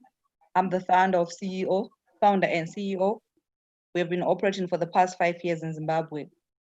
So we understand at the moment the world is at a standstill because of hygiene issues. So what we've decided to do, other than the conventional and traditional ways we have been doing to provide services and products, hygienic products to our customers, we have come up with an innovative way of trying to improve ourselves and making sure we reach to our customers as convenient as possible. So we have decided and developed a quick hygiene app. This app, what it basically does, we want to partner with schools, corporates, and individuals at a closer scale. So what it basically does is it gets the information. For instance, a particular household with probably 10 people in it, what hygiene essentials do they need for a month? So understanding that hygiene essentials are what people usually are quick to switch and probably substitute, we have decided to use this app to send reminders to people, offer value pack of the hygiene essentials that they need to use for a particular month. For instance, we'll say, if you use, for example, 2 liters of hand soap a month, what we just need to do is follow it through. Probably when you're in the 3rd week of the month, we send a reminder to you to say, okay, fine, you are about to finish your 2 liters dishwasher. This is what we have an offer, ready to deliver at your own convenient time. And we've also noticed that we can do the same with corporates because we understand the usage and consumption of your hygiene essentials. We also get to the extra mile of sending reminders again to them. We've also gone to the extent of trying to partner with schools, understanding the situation that we have COVID and post-COVID. We want to encourage parents to register with us. When they go for, say, boarding school visits, we send them reminders, make sure you carry a hand soap, the toilet paper. We also market our products that we have currently in stock. We have also understanding of the diversity of our customers. Some customers are particular to brands and what they really require or loyal to certain brands. So what we have decided, whilst we're developing that app, we also want to go and develop another sort of a store that accommodates other brands that we sell to our customers. We may currently be selling our own products, but we've also understand that there are customers who want other hygiene essentials. So what we want to do as an organization is to continue to make sure every household, every corporate, every school, every student have their hygiene essentials as and when they need them. So it is our role and duty to make sure we're going to provide that service to our customers. That means we want to get to a point where just like each household understand the importance of a DSTV subscription, which they make sure they're able to subscribe at any particular point. We also want to have our products being able to get the same priority as other products would do. We also understand that there are situations to do with diaspora market also wanting to have access or wanting to help the diaspora. Okay, people in the diaspora are mostly of them taking care of others who are here in Zim. So we also want to use that platform to tap into the diaspora market as well, so that at any given point in time, anyone who's in the diaspora, probably they want to have to purchase for anyone who's local. Our platform will allow them to, at any given point, being able to access and get the essentials that they want, and also get that information, use the statistics to remind our customers who they've registered on the platform. I think that is it in short. Okay, thank you very much, Rutendo. Judges, any questions for Rutendo? Thank you, Rutendo, for your presentation. I want to find out exactly who is your target market when you say customers. Okay, like I had said initially, we are targeting schools, we are targeting corporates, we are targeting the diaspora community. We have been selling our products and services the traditional way and the conventional way, but we're also getting to understand that there is need to connect with customers at an individual base for us to be able to provide what they really want. So right now on the app, we have set in 4 categories for the schools, the corporates, the diaspora community, and then individuals at large.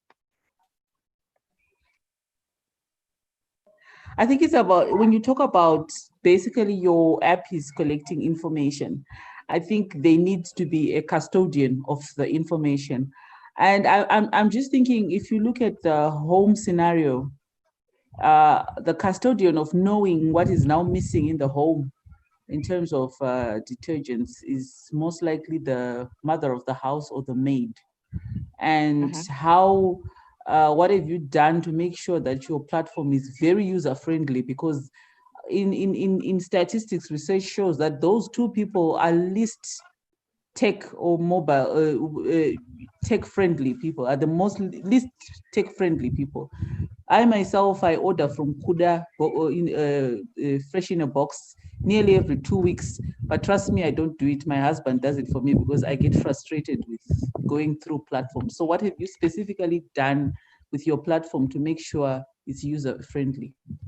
Okay, what we have done on the platform is we're not going to create a vast of or steps or processes. We're just going to do bundled services and products. That means we're just going to have value-added products. Just to say, we've got maybe 3 or 4 stages of you getting to access the final product, and they're also bundled. So much that you don't have to go through the process of picking one item at a time, but probably just a value pack with maybe 3 or 4 non-essentials for a particular household. Is this app in use already? And what is your traffic like and your user uptake?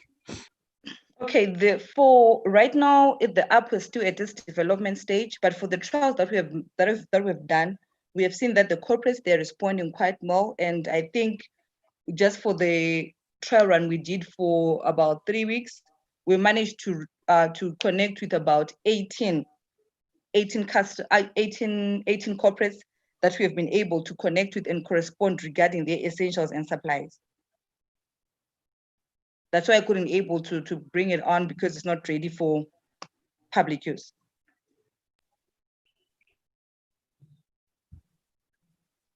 Okay. So from the response of your corporates, what is the value proposition? What impact does your app have on their bottom line?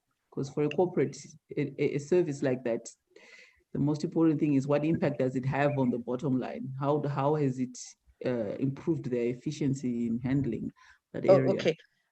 From our dealings, because we've been doing it the conventional way of having to send our sales reps to probably the HR person or the buyer to remind them that probably is that time where you need to start sending in your requisitions or your orders for the month. So what we just simply do is sending reminders ahead of time. So, excuse me. So what it does, it's bringing them convenience. You know, we have had situations where probably the buyer or the HR person has to phone on probably Friday or Saturday and say, can you please deliver? We're out with a plant running. We have to make sure that we've got the toilet paper. We probably need the hand soap to be on site. So what we have done now is we have probably managed to help ease the process in terms of convenience and making sure right now we're doing prepayments. They plan ahead of time to make sure everything is done conveniently for them. What are your revenue streams? Please come again. What are your Hello? revenue streams? What are your revenue streams? Okay, I think we're looking at with this platform, right? Yes, how are you making money? Where are you making money? Okay, we make money from selling our products. But by using this app, we're making sure our customers it's more like a combative strategy to make sure that all our customers, they are put in more of a zone where you make sure at any particular time you're going to service your customers. So the number of customers you're going to consistently service, it means you're going to get your money out of it. Other than having so you don't have a subscription fee for your customers to use the platform?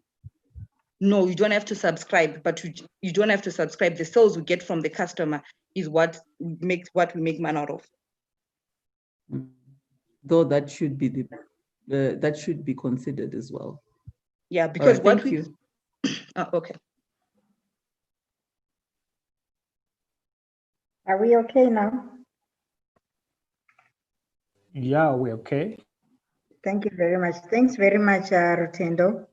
Thank you. Next on Takuzwa, can you line up, please? Put up your slide. Takuzwa Nongo. Takuzwa Nongo. Yeah. Okay, show your slide, please. Show your screen. Can you see the screen? We see your desktop. Yes, we see your screen now. Your 5 minutes starts now. Okay, Takuzwa Nongo here. Day Future Learn is an education technology startup that is based in Harare. Yes, little background. All students want to excel and all parents want their children to pass. However, a look at the national statistics shows that close to 75% of students that sit for national exams are failing to make it each year. What is the problem? There's an acute shortage of learning resources such as textbooks, and traditional parental involvement in learner studies is ineffective. And then there's a very high student to teacher ratio that makes in-class lessons mostly ineffective. And then the one-size-fits-all approach to teaching presents to adults to students with the potential to excel. Access to quality education is critically limited, and this translates to a lot of economic loss each year and emotional pain for the families that are having their children fail. Or introducing a whole new way of learning that leverages the power of artificial intelligence and simple mobile technology to deliver an effective learning experience to each and every student in Zimbabwe. Step one of our solution is enabling every student to learn everything on their phones offline.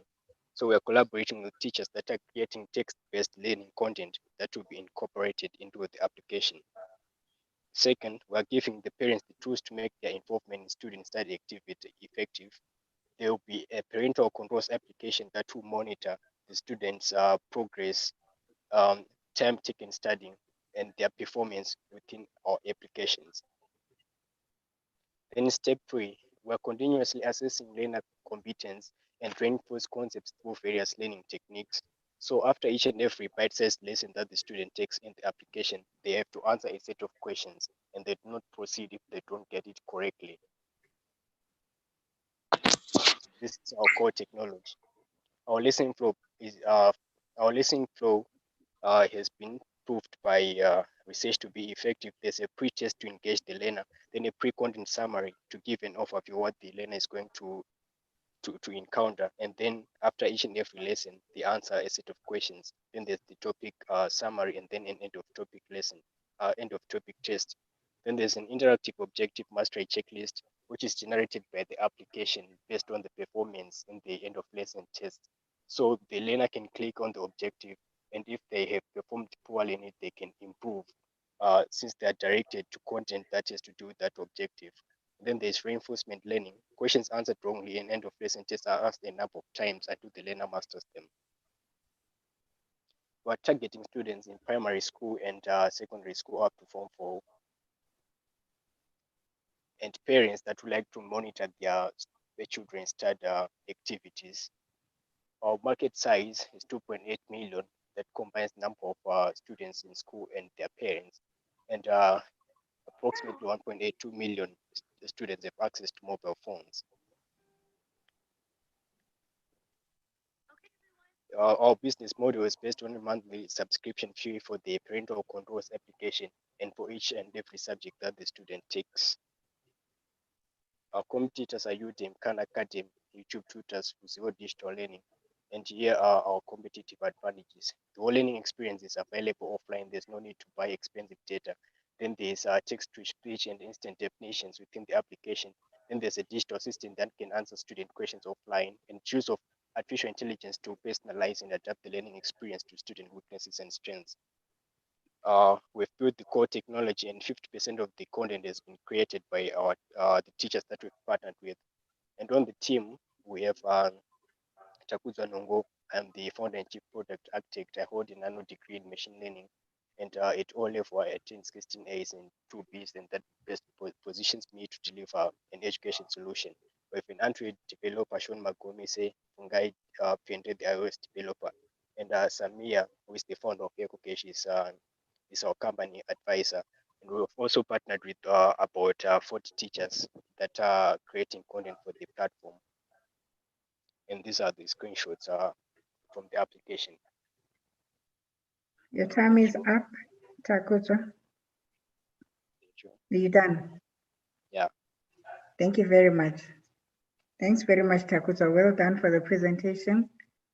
Judges, your questions, please, to Takuzwa.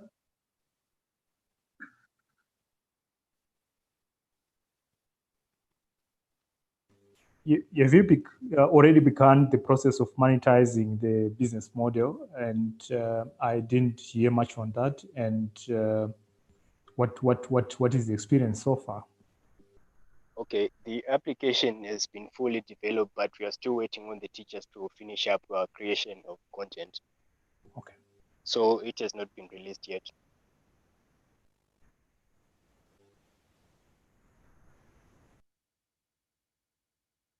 Hello.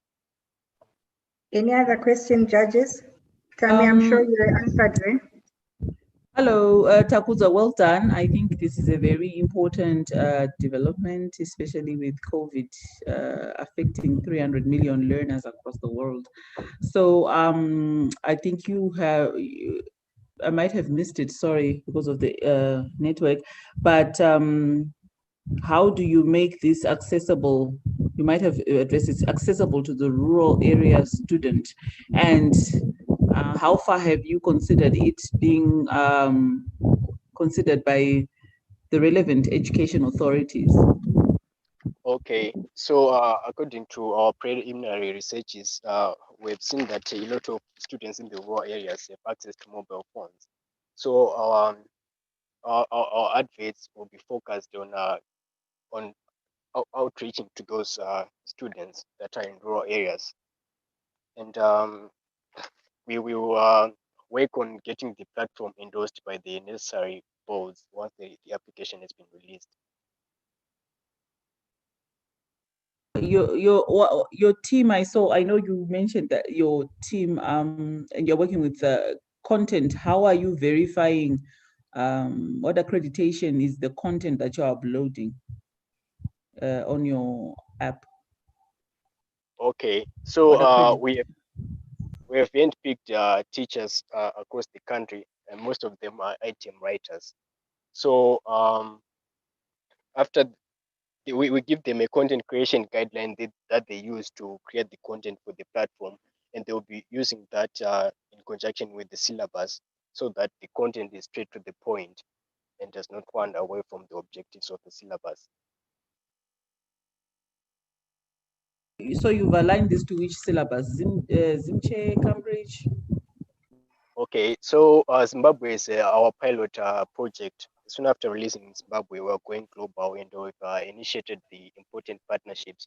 We've partnered with a company called Cubate, which is international, and it is advertised for companies like Fly Emirates and MT and Apple also. So that's our partner that will be handling the marketing on the global stage. And in terms of your software, like any licensing issues, and even in terms of the content, are there going to be any licensing issues, and who's going to bear that cost? Yeah, we're going to be at the cost of licensing the software and our algorithms and the content also. This is and in your pricing model, you've incorporated that to cover that. Yeah. Yes, we have. Okay. Okay, Takuzwa, thank you so much for your great presentation. I just want to add another angle on the accessibility issue, particularly in our rural areas. Okay. We know that the infrastructure in most of our rural areas for access to networks is not the best. Yeah. How do you intend to deal with that?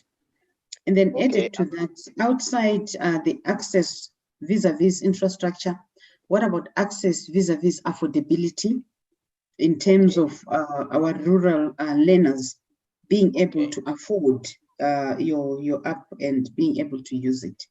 Thank you. Okay. So for the infrastructure, I mentioned that this application, all of its features are fully functional offline. There's no need for internet access.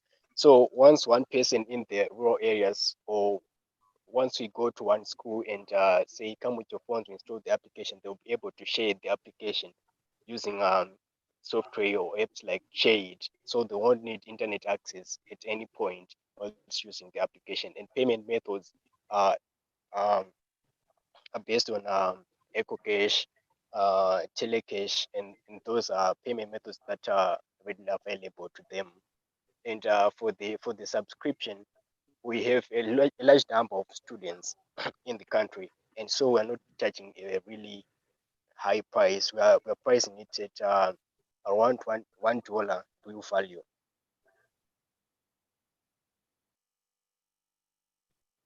Okay, thank you.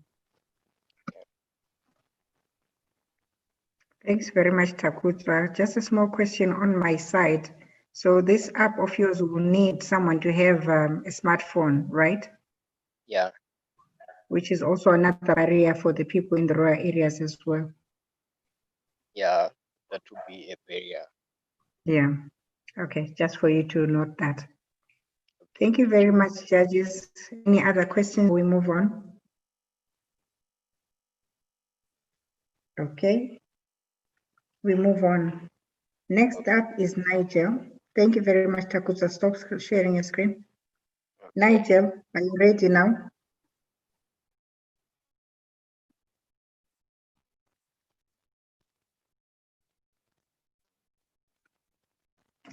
Nigel Ndlela. Yes, I'm ready. Yeah, share your screen, please. Okay, let me put the photo. Come on. Rumbita, I be ready right after Nigel, please.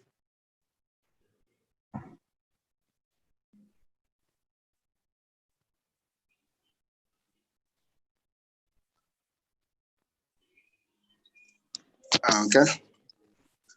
Go ahead, your 5 minutes starts now. Okay, my name is Nigel Ndlela, and I'm the founder of Nichima Design Company, which is located in Gok. And then my company helps individuals and event planners, farmers, and small enterprises to develop their brand identities and make logos, and so that they can appeal to the market, which they will be selling their products so that they can be seen. And my company is registered as a PPC. And showing the next slide. Come on. And our goal as the Nichima Design is to build a one-stop shop for designs and advertising. And as our mission is to focus on making it cheap for people to get their designs made. As we look at the side which I stay in the rural-based community, it's very hard for them to pay for high-priced designs, or at least they get high quality. So we strive so much to make their designs cheap and then in an affordable way. And then the other issue again is to make sure that when we design our products to our clients who are based here, most of them are still growing, and it depends most of the time that they sell their products in a raw state. So it means if their goods are not branded, they will be low priced in the market, and then the people too, they won't be, if they buy once again, they won't be able to buy again. Is it too be hard to buy using the phone app or messages? And our brain, so far, we are looking forward to build our brain as designing to design packages, as developing products. As if someone has a product, we design their products up to the standard that it doesn't serve beauty only, and it will serve as a marketing purpose, for marketing purpose too. And by this, we see most of the brands or the designs which are made beside or in Africa, as for example, they cannot compete as in world standard, because they'll be missing some lot of information that the world needs to know about our products. So, which means we'll be sitting down, helping our clients to help them build their designs better. And then my company provides services and products. So our service in umbrella term will be doing word processing for them and graphic designing and product development. And the products will be producing custom envelopes, printed calendars, printed stickers or labels, and ebooks, which will be catalogs. So these are a few of the things we'll be doing. And for many, they don't, and going on, these are on the customer segment, these are the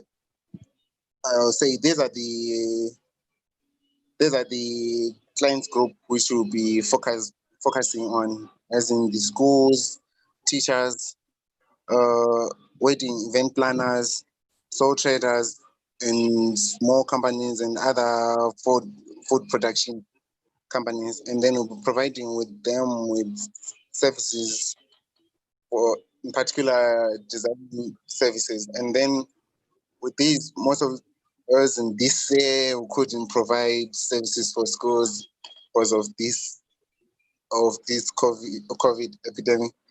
And so these days we are just focusing to small companies, as in what they will be looking for. And next it will be, come on. And then this is our. Your time is up, Nigel. Your 5 minutes is up. Thank you. Thank you. Judges, any questions for Nigel?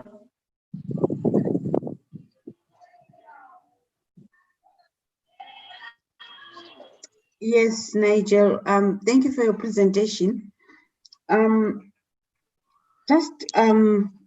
Maybe I missed it. You say you are operating from Binga? No, it's from Gokwe Center, Gokwe South, Gokwe Center. Gokwe Center, okay.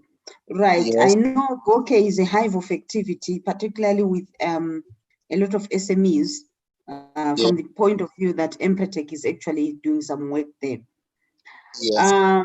My question is, I think in your mission statement, and unfortunately we don't have it on the screen anymore, you talk about being a global player, and I hear you just talking about Gokwe. Have you got any intentions of scaling up and moving out to other rural areas? I like the fact that you are providing this kind of services to enterprises that would normally be forgotten, the rural entrepreneur. But at the same time, if you just limit yourself to Gokwe, you might be limiting your potential. So are there intentions of moving to other rural areas and providing a similar service? Okay, yeah, I've once tried to, I'm doing designs too for people in Nigeria, but the problem which was it was the payment system. The PayPal system is still hard for us to set up the site in Zimbabwe. So, and the payment system is expensive for us to do business with them or with other countries. So I've been doing for them just to test how we can do business with other people from other countries. But yeah, it's successful, but the payment method is still hard for us to make business with other countries. But yeah, we're planning on that. We're still building a site for that thing too. No, I'm actually talking about local Zimbabwean entrepreneurs in other rural areas besides Gokwe. Yes, so far, yes, we just that is the thing of the lockdown, but actually we can work with others who are not from Gokwe. I even work with people from Kwekwe, but we rarely do our work because it's hard to do designing most of the times when we don't meet up with the person because there is a lot of briefing which has to be done. All right, thank you. Okay, thank you. Any other question, judges? How many customers have you designed for in Gokwe and Niger?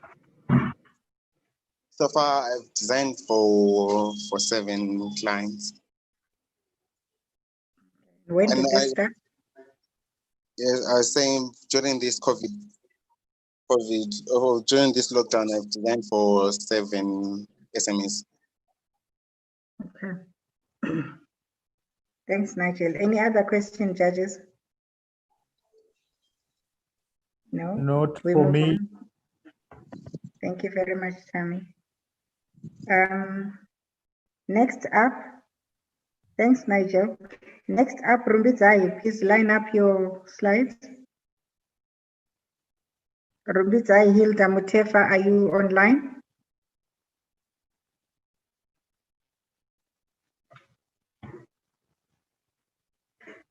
Okay.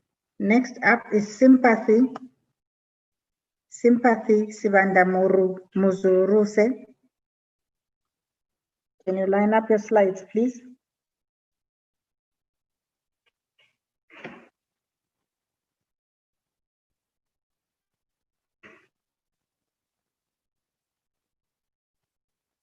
Sympathy, I see you online with two logins actually.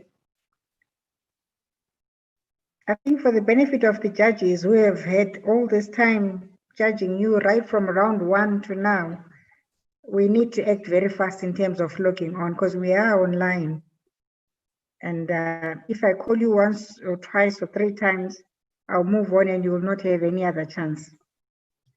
Sympathy needs to unmute herself. Yeah, the question is, does she hear us? I'm sure she, well, yeah, there could be tech issues. Yeah. Sympathy, I'm not. Hello? Maybe let's move on to the next person. All right, I'm so sorry. I was counting the hello. I won't be able to share my screen. My network is not.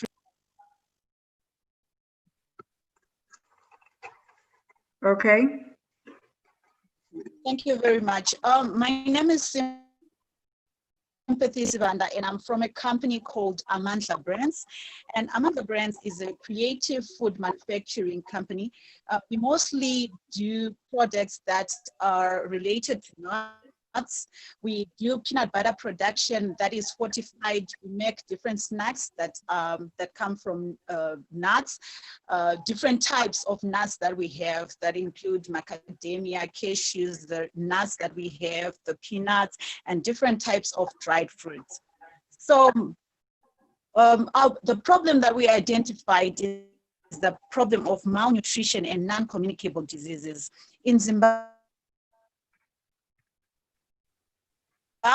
we actually number 121 of nutrition, and we have close to 48% of malnutrition in children here in Zimbabwe, and also adult malnutrition.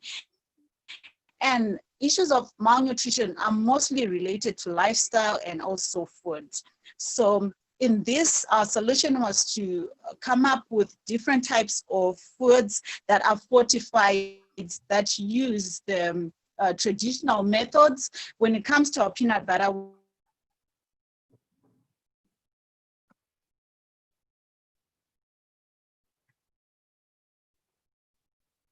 use the peanut butter, we make our peanut butter the same, no additives, no preservative in our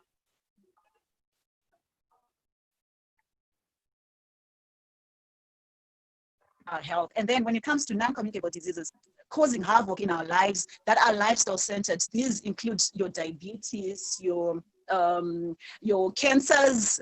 Every day we have people that are dying, and these diseases, they are somehow related to the lifestyles that we lead, and the lifestyles are mostly the food.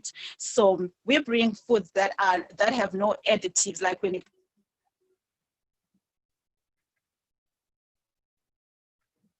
comes to our nuts, they are just your nuts. So in our products, we also have for our customers, we have the feeding organizations. These are NGOs, hospitals, and we also have the service industry. We have been giving products to Cresta, to all the 5 hotels, 5 Cresta hotels. We have boarding schools, we have mission hospitals, with different types of the products. When it comes to the service industry, we've been giving them what we call a travel pack. This is a small bag that consists of different types of nuts that people can eat on their way as they're traveling, so that they don't end up buying junk food along the way. So the solutions also include the fortified foods, the multiple sizes of these products, so that everyone is able to afford, coming from even those in the rural areas, those in the urban areas, everyone can be able to buy from 250 grams, 100 grams to 20 kgs of whatever products they want.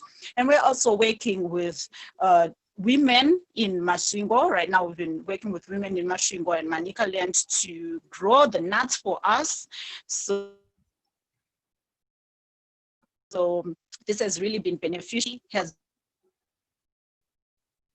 been put in the nuts that we use.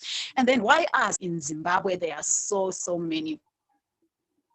But we are a lifestyle company. We provide our services from training. We also have books that have recipes that we also sell. And then we also give like an actual education on what our products are. And our products are relatable.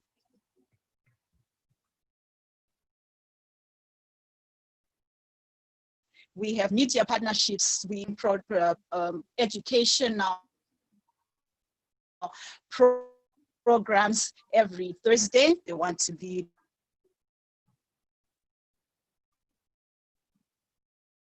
healthy lives. And then NGOs to hotels and different organizations. And we also get our revenue from the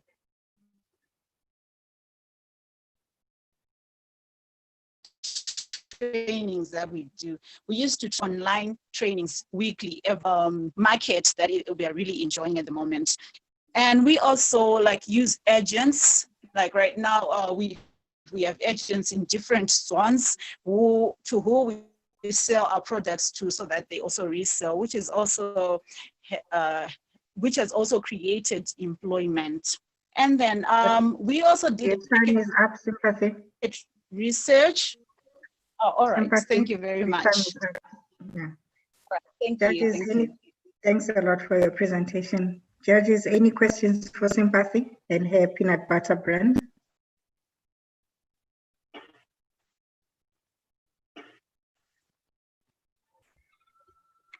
Well done. Well done, Sympathy. Thank you for your presentation. I wanted to find out your sourcing of peanuts and supply of peanuts. How have you managed to keep that? And what's your capacity in terms of production? And are you in any chain stores?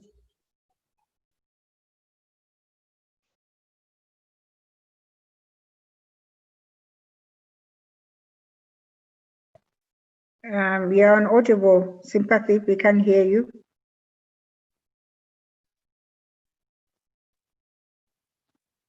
Something wrong with your mic, maybe? All right, my internet is a bit sourcing nuts. So we have, hello? Hello, can you hear me now? Yes. All right, thank you.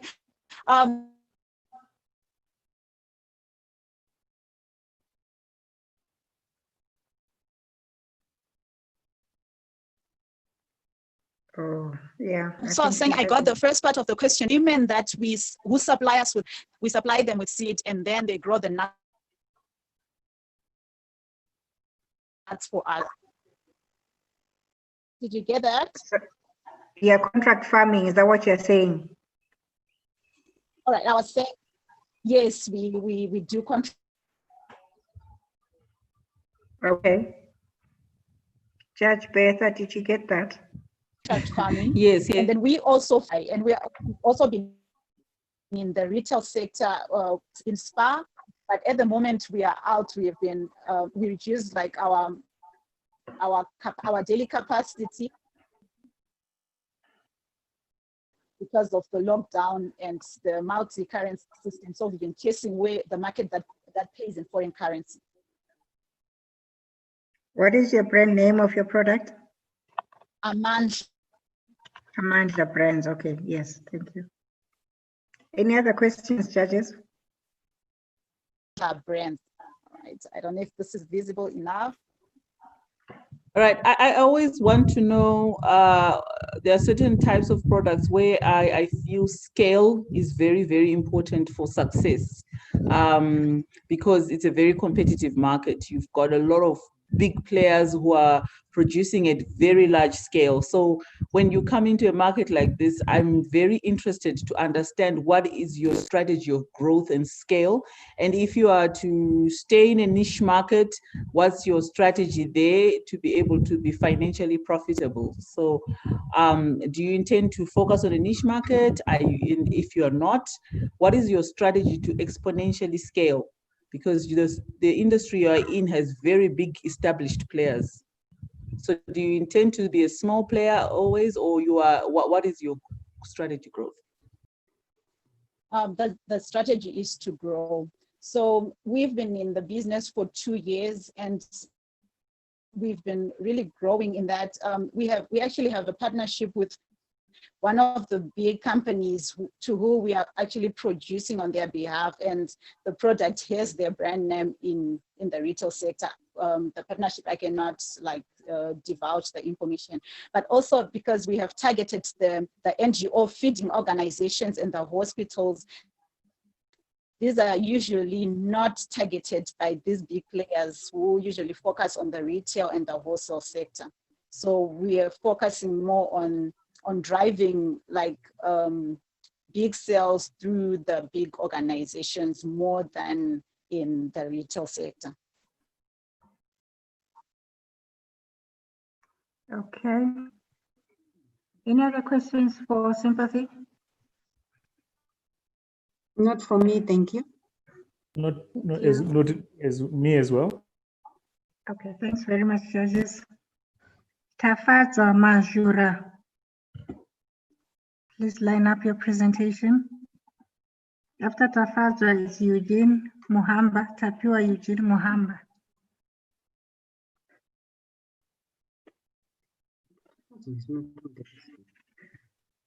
Are you there, guys? Tafaza Majura. Eugene, are you there? Tafaza is not there. He's not there. I didn't see him when I looked just then. Tinashe Mtengwa, are you there? Tariro Kweja.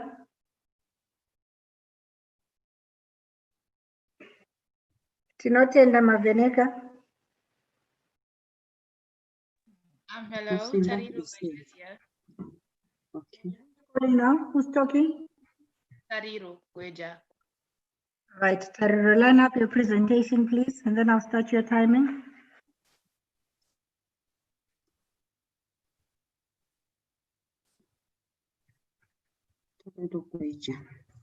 Go ahead, Tariro. Sorry, please let me line up my presentation just now.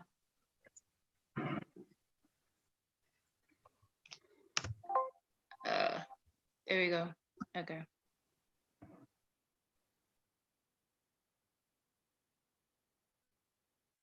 All right, there we go. Sorry for making you wait.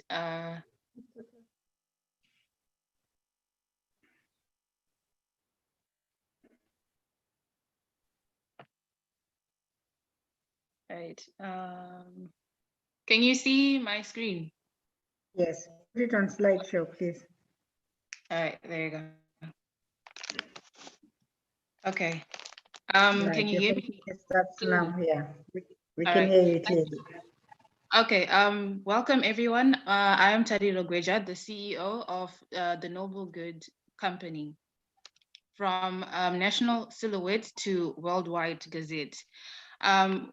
We are the fashion company that promotes inclusivity, diversity, and well, not the standard of the fashion community. So now the fashion industry is a $1 billion industry that racks in approximately $1.2 million every year. But as you can tell by the photos, it requires most of us to zip here and tuck there and button there, and most of it requires higher manipulation that most of us are most comfortable with. So the question here is the question that you probably ask yourself once in your life is, why is it that we need so much manipulation only to look like the standard fashion that is produced in the companies? Because let's face it, most of the standard templates that are there is the black dress that is at the bottom of the presentation. And most of the people that well, most people in general are not really born with that standard shape. And not to mention that most of the standard body shapes is very, very strict. It's a very strict measurement system. It's a very strict way of saying that this fits this person and this does not fit this person. But then I don't believe that people are meant to be segregated in what they wear, because a lot of people lose confidence because they're not the standard body type. So, and not to mention as well, a lot of people are born with what people call deformities in the world. And it's not everyone that is born, even with the lack of standard body type that is born. There's also people who are born with what people claim they're deformities, but in reality, they're not really deformities, because we are all working at a standard template. So if we're really being honest, it's only a handful of people that will be said to be the standard, and the rest of us will be called deformities, because the fashion doesn't really include what is not the standard, which is typically a very thin silhouette or a very muscular silhouette for men. So that brings us to the story about who we are. As I mentioned earlier, we are the Noble Good, which is a company that focuses on finding form-fitting material, a clothing line that is modest, comfortable, has low manipulation material. I can't really expose the material that we will be using, but I can guarantee you that it's very low manipulation and it's very form-fitting. On top of that, we are also inclusive of the race, because as you can see, in some cases, most of the colors, just like in makeup, most of the colors that are sold in fashion are said to not accentuate, for example, a Black woman's complexion, but accentuate a white woman's complexion. I don't believe that that should be so. I think that most fashion companies make things as such so that people can be in this vicious cycle of always buying products when they could make fashion that is suitable for everyone across the board. And there's always need to be all inclusive. If makeup can be all inclusive, then I'm sure that fashion can also be all inclusive. And also I would like to say on the modest part, most incredibly elegant and designer wear is usually made for older women when you get to a certain age, and it's usually seen as older women's wear. But us as the youth, the young people, we tend to be programmed to wear very risky attire. And I don't believe in our company as well, we don't believe that that's how it's supposed to be. I feel as though attire 1 can be minute left. and classy as it is. And this is for across the board as well. And the numbers, we are just in the demand focusing. Most of our things, our logistics and our procurement are handled by Musica Mindful Workplace. That is already an established company. And our team is me, I'm the CEO. Procurement, like I said, is headed by RPS, and logistics is by Dorothy Mapie. So this is our contact information, and thank you. Great. Well done, Tariro. Thank you very much for your presentation. Over to you, judges. Tariro, thank you so much for your presentation and beautiful graphics you had there. Thank you. Yeah, I just want to find out, how are you different from the other fashion houses? Okay. I could have missed it, you know, but how are you different? What sets you apart? Right. I was rushing for time, so I wanted to add that in, but yeah. The way that we are different from the large, I'm focusing on the large fashion brands, because Musika RPS, the one that's handling our logistics, is based in South Africa, Zimbabwe, and the USA. So they're already competing with Fashion Nova, Boohoo, and H&M. So the way that we are different is that we have classy, modest, and usually parents do not want their kids wearing certain attire that is sold by Fashion Nova and by Boohoo and by H&M. On top of that, these companies have been getting a lot of backlash on the way they use child labor and paying people for minimum wage. So people are looking for Black-owned alternative, classy, modest, and form-fitting wear that can be available for children across the board, for all ages, for all sizes. So that's what we offer, which most of these companies, if you look on their page, even today, on Fashion Nova's page, is usually just one face, one body, and one form of dressing. So that's how we are incredibly different from what's going on in the world today.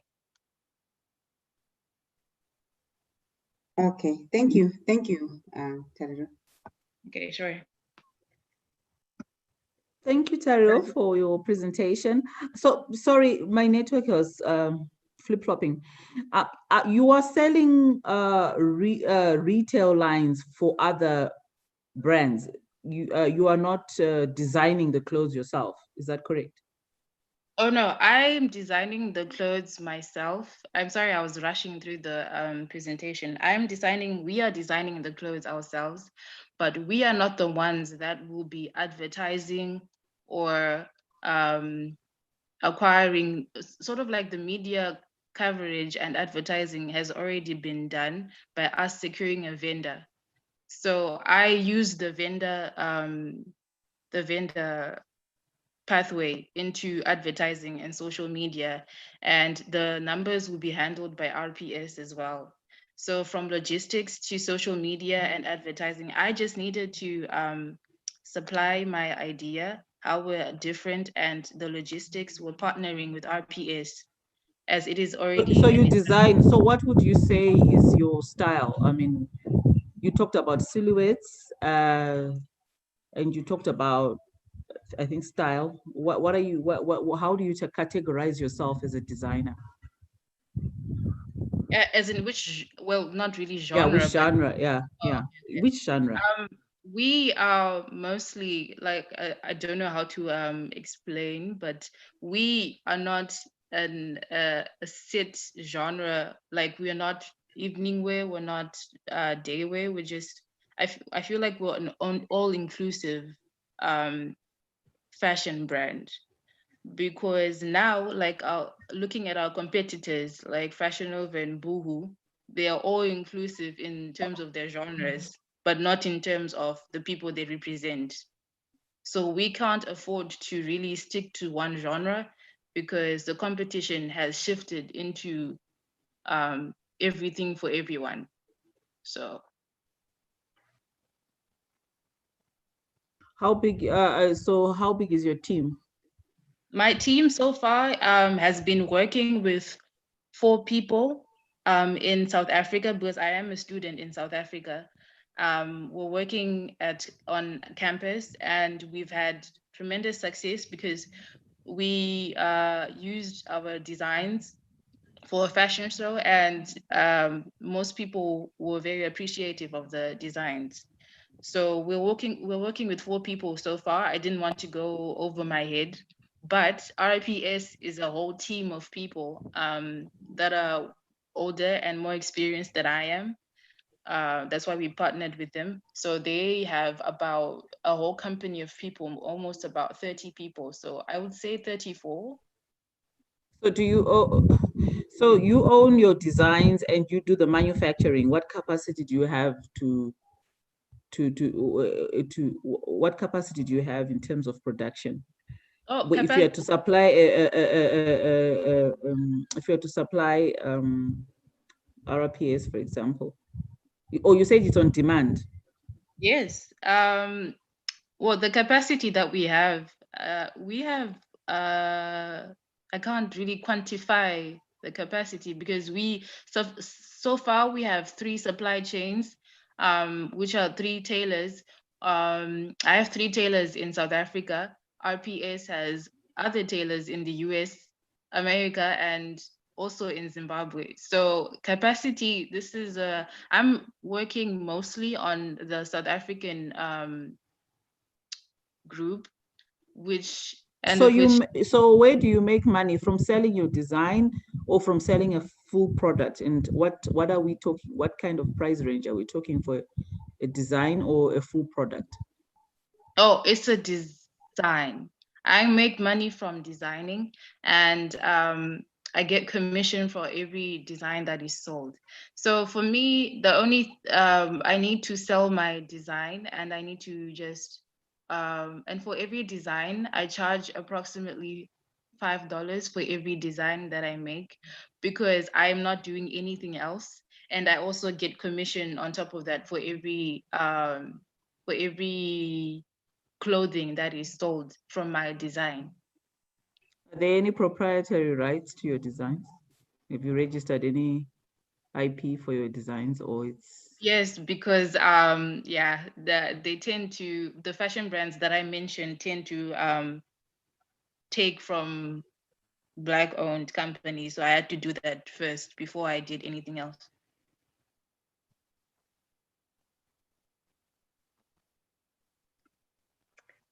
Okay. That's a good discussion there on fashion. Thank you very much, Jariro. Thank you so much for your presentation. Yeah. Okay, next up, Tinashe Mtengwa. Are you online? Tinashe Mtengwa.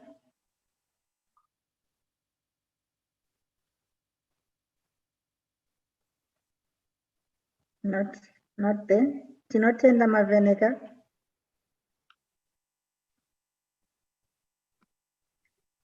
He's online, but on mute. He needs to unmute himself. Hi, how are you? Fine, Tinotenda. Plus, show your slides, please, and I'll start your timer. Okay. That's fine. Let me just relocate, sorry. A different room. I hope everyone is well that side in Zimbabwe. I'm currently trapped in South Africa, but I'm very excited, very excited. Let me share my slide, my screen.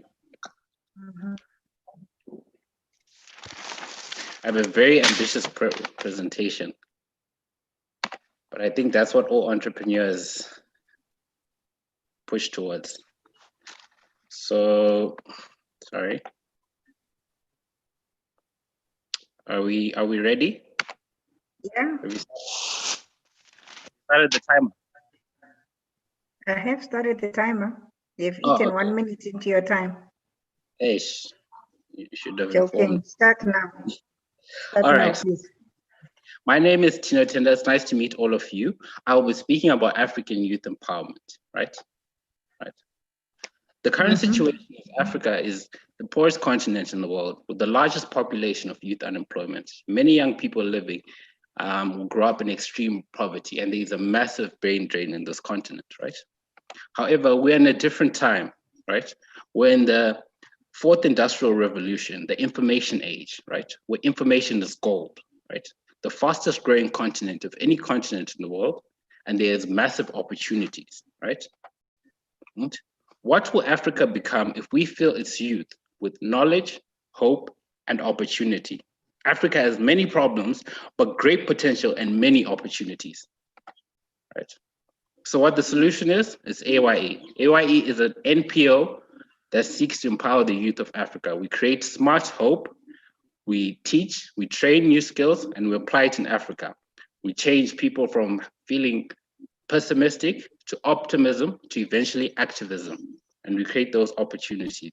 Very big project, right? How we do it, we engage with industry leaders, innovators about what the youth of Africa need to do in order to develop. We engage with young people between the ages of 18 and 35 in countries in which we are able to interact with effectively, which is currently Zimbabwe in Harare and South Africa in Johannesburg. We identify key organizations in which we can partner with to develop skills and to implement them in the real world, right?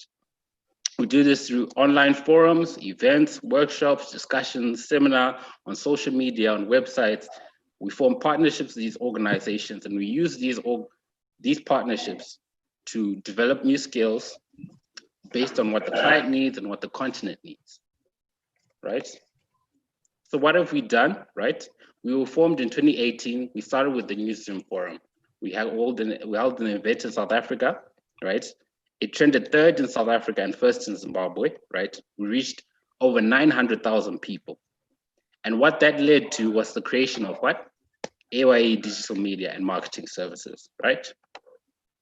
Which offers the following services: social media management, marketing, graphics design, film, and so on. The notable impact, right, has been the partnerships we've had with companies such as Call to Worship Global, which has also helped us meet executives in Econet, right? We have trended first in Zimbabwe for some of our activities, for some of the things like the Zim Hip Hop Summit. We were part of the team that helped with promoting the NAMA Awards recently in 2020, right? In terms of recent activity, right, and we have generated over 1 million in revenue and sales for clients through social media adverts alone, right? We helped in raising 400,000 for Cyclone Idai, right? And we have had multiple accounts, social media accounts that have grown and expanded rapidly over the recent year. And these have been some of the big names we've worked with, right? The executive of Econet giving his own comments, partners of M&M Law Firm, and Mr. Boto Najeka. Right, these are some of the companies we've also worked with, right? And this was a sub-product as a result. We created a profit organization from a non-profit, and we wanted people to see that, because as we go to the main vision of AYE, we seek to educate the youth, 18 to 35. Our short-term goals is to set up full-time hubs in Zim and in SA to employ 10 people in those countries. Our long-term goals in the next 10 years is to help in the creation of 10 million jobs across Africa and have a hub in every African continent. That's 54 hubs, and that's our target, right? Very ambitious, right? What we need, why we need this opportunity, we need strong partners, we need financial investment. We're seeking to partner up with organizations such as the Mo Ibrahim Foundation, which are very youth-centered and driven by billionaires who are able to make an impact within Africa. We want to partner up with mobile companies like Econet. We want to partner up more with companies like MTN and Vodacom to expand across the whole continent as we reach them and adapt our solutions based on what the continent needs. And we need training and opportunities. This can come in partnerships with universities such as WITS and all these other different organizations, as well as universities such as University of Zimbabwe, Impact Hub, as well as the World Entrepreneurship Cup itself, right? We seek to create platforms in which all the entrepreneurs who have been speaking today can find ways to build and scale up their businesses, right? Our value is our network, and our network is free and accessible to all the people who distribute it to, who are young and trying to build a business or trying to build something or trying to find the skills they need to apply them, right? And I want to just leave you here as someone who's suffered from epilepsy in different situations. I would say that this opportunity has made me feel in control of my own life. And I think that's what Africans need. And as entrepreneurs, we seek to make a difference in the world. If we can make a difference by changing the mentality in Africa to empower, right, we can change the continent. Thank you. Thank you very much, Tinotenda. Well done for your presentation. Over to you, judges.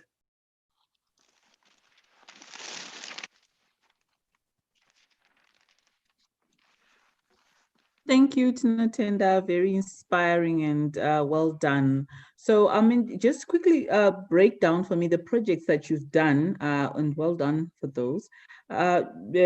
Just clearly show me how the youth have benefited. Did you involve any youth? What skills they benefited? Did they benefit in any way financially? Okay. In 2018, we did the New Zim Forum. In that set, we were able to develop skills in the digital media marketing space. We had to partner up with different individuals here in South Africa and in Zimbabwe to promote the event. The youth that were involved in the planning of the event and the promoting of the event online. So for it to trend third in South Africa has 10 times the size, social media size as Zim. So for us to do like 20 million impressions and to trend third, right? That was the skills we imparted. Some of the other opportunities have come in the form in 2019. After the 2018 event, we then went on to help with the Call to Worship event in Zimbabwe. We identified some very talented people, some of which are part of the team now, right? And those people, we started to find opportunities for them in different jobs, such as the stuff we've done with the tournament agencies and the law firm as well. So they get to apply their graphic skills, they get to apply their social media skills, they get to interact with different people and different stakeholders. Coming into 2020, we were now pushing into events in Zimbabwe and trying to expand onto South Africa. That also led to some of these other sales rep opportunities that we created, for example, right? So if you have someone who is able to sell, very capable of selling, right? We were throwing them into those spaces for businesses that are struggling to sell their product, and they would be paid on commission. So for example, with the PPE and the masks, right? We've paid over 40,000 rands in commission to different people based on their ability to sell. And that is kind of how we operate. We want not only to create the opportunities, we want people to earn their keep and to better their lives through it. Okay. How many youths have you impacted? How many youths have you impacted? It depends on which activity. If we're talking maybe the events, we can talk about the social media impact, right? The social media impact is the results we were showing you earlier. And the social media impact has been reached over 900,000. And we did the breakdown in demographics. Majority of the audience has been between 18 and 35. That's within the South Africa and Zimbabwe region, right? Online audiences alone through social media. And then if you're talking about payments, for example, in the sales or the commission, that would be reduced maybe about 20 or 30 people, depending on what they're selling. And then in terms of promoting for example, we often go to events, we promote them, we encourage young people to participate in them, right? We could say that the partnerships we've done with, for example, Call to Worship and Econet, they do a seminar in which they talk, they bring in speakers such as Nigel Chanakira and the likes to come in and speak. And usually they would have an audience attention of maybe 2,000 or 3,000 people there, and all of which are young people. And we in 2019, remember Honorable Kirsty was there, was also present, and we were part of the promotion team that led it online to make a trend for the whole month of September in Zimbabwe, and to reach the amount of people we reached, and to get, I think we did about 20,000 hours watched online on Facebook. And again, majority of that audience is young people. So we want to get the right message to young people. And that's what drives us. We want to make sure that young people know that it can be done and how they can do it. With regards your vision, we can clearly see the vision going forward. It's very inspiring. But the question is, I understand you're a student right now. How is your career, or the way you are looking at your career, aligned to this project and to this bigger goal? And maybe you may give us details on that. Yes. So my career right now, I'm doing my master's in SBCC, in public health SBCC, which is social behavior change and communication. We specialize in things like health promotion and all of that within and health education. As I grow and progress, right? As we said, we started to engage into the health sector, right? Our vision is going to, one of the things I want to implement through my education is to find ways in which we can do health promotion and in health retention of quality health individuals. We have a big brain drain in the doctor sector in Africa. A majority of our doctors are leaving the continent. So what we're trying to do with this is to attract the type of investment to help projects that will target these audiences that we are able to get into already, train these individuals within the African context, right? And have them come out and solve issues within their community. So you're looking at rural communities, you're looking at even urban communities, the urban challenges that we're seeing. And we want to have these young people see that, okay, we can have an environment, for example, we can get rid of, we can reduce the HIV prevalence in Africa by 50% in the next 5 years. We can use the young people who are the biggest target between that 18 to 35 years. We train them, right?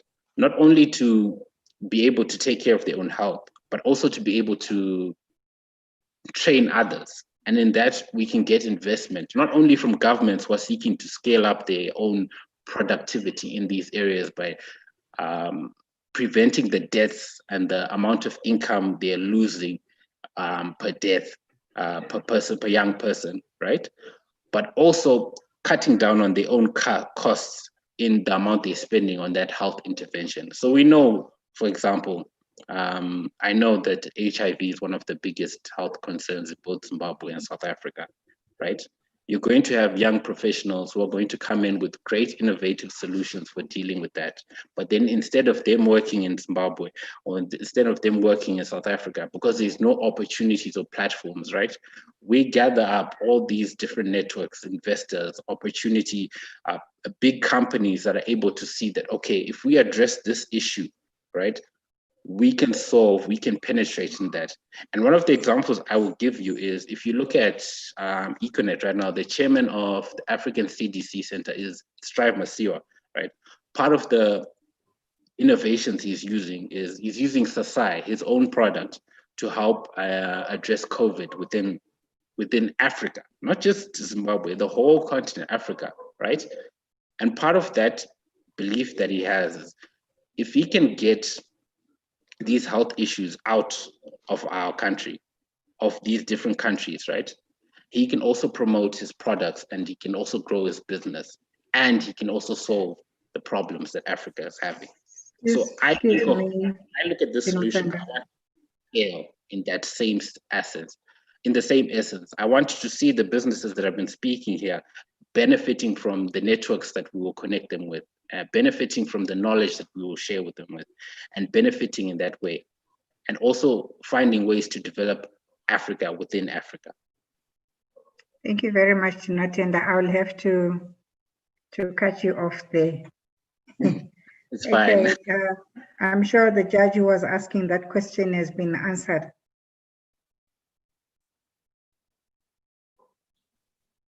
Yes. Thank you so much. Thank you very much. Thanks very much, Tinotenda. Tapiwa had contacted me on email just now. Are you in, Tapiwa? Tapiwa Eugene Muhamba, are you in? Are you online?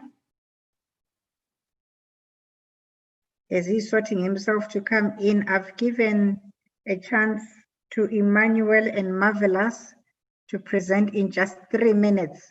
Quickly, those are the people who had challenges with their networks initially. We'll allow them just 3 minutes. Very quickly, Marvelous, please come in. You can just show one slide and tell us quickly what your business is about. Hello. Am I audible? There's noise wherever you are, so. Okay, let me. What about now? Is it still noisy? Yes. Hello. Yes. Okay, let me just. I'll try to be as loud as possible. Let me share my screen.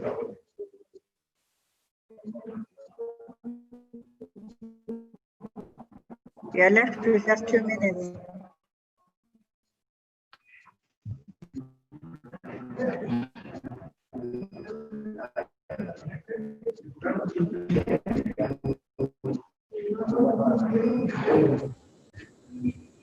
Okay. So Zimbabwe has a student accommodation crisis. According to the Zimbabwe Youth Council, there are over 450,000 students in Zimbabwe, but only 10% get accommodated on campus. On the other hand, you have landlords offering accommodation, but have no way of advertising accommodation to students. Yeah. Our solution is the website and the mobile application that allows students to make decent off-campus bookings online in a safe and secure manner. To date, we have partnered up with 3 institutions in Zimbabwe, created 30 jobs for students through our student agency model, registered over 3,000 beds online, served more than 3,000 students. Our business model is a 5% service fee. We cannot hear you at all. We cannot hear you at all. So I will ask Emmanuel to come in, please. Very quickly, 3 minutes.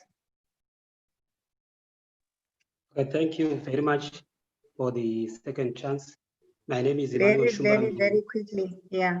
I'm the founder and director of Shane and Date Car Rentals. Our main purpose is to offer affordable, reliable car renting services to individuals and to organizations.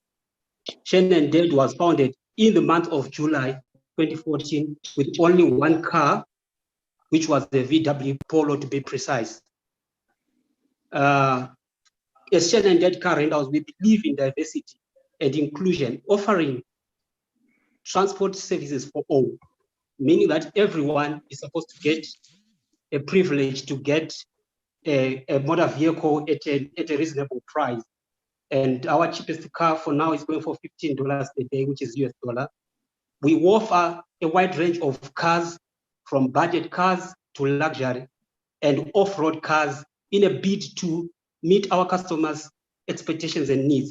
As a Shane Date Car Rentals, one of our greatest strengths is our ability to create a unique customer relationship. And this has helped us to grow from one car to 18 cars. Right now, we are sitting on 18 cars without getting a loan from the bank or from anyone. Having existed in this hyper-competitive age, we as Shane and Date Car Rentals have adopted sustainable strategies to help scale up the business. And these include creating a standard operating procedure, getting feedback from our clients to hear what they want in their next rental, and what was their experience with by renting a car from us. We also do competitor evaluation. We check with our competitors to see where they are, how much they are charging, and we adjust ourselves accordingly, since we are in a very competitive environment, with the understanding that our business is centered on reputation and referrals. we have worked very hard towards creating customer relationships, as this is what makes them want to come back to us. Because we have seen that most rental companies that are available in Zimbabwe, they do not care about how their clients really feel about the drive or the comfort or anything about car rental. But we as Shannon Dead Car Rentals, we try by all means to engage our clients and to understand what their needs are. And we customize our services in that way. Through the journey, we've managed to live according to our brand promises, and being conscious of the digital world, we've developed a digital marketing team responsible for our website, Facebook page, YouTube, Instagram, and the Twitter handle. Most of the car rentals, they do the conventional way of advertising. But as Shannon did, we target all the age groups from 18 years going upwards, and we try by all means to get to each and everyone through the social media. Shannon Dead Car Rentals has also managed to. Thank you very much, Emmanuel. All right. Thank you very much. It was more than just the 3 minutes I had allocated you. Judges, do you have any question for Emmanuel?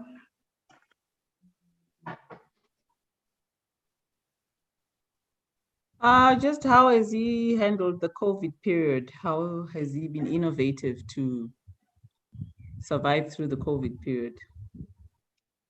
Thank you so much. The COVID period, what we have done, we were offering the online services. Like we've got a branch, I didn't finish my presentation. We've got a branch in South Africa, we've got a branch in Zimbabwe. In Zimbabwe, actually, we've got 2 branches. So what we're doing online services. Those people who want to deliver their goods, like in South Africa, we've got 6 motorbikes which are doing online deliveries. In Zimbabwe, we're using our small vehicles to help those like people who are with for shops or who are in trading, who want to deliver their goods, will deliver the goods. And so also we're doing like a taxi, like taxi.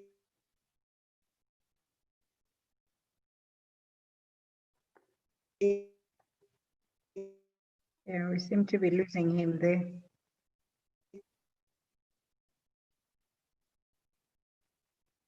When one wants to be, thank you. Hello. Yeah, we had lost you there. Can you just answer that question again?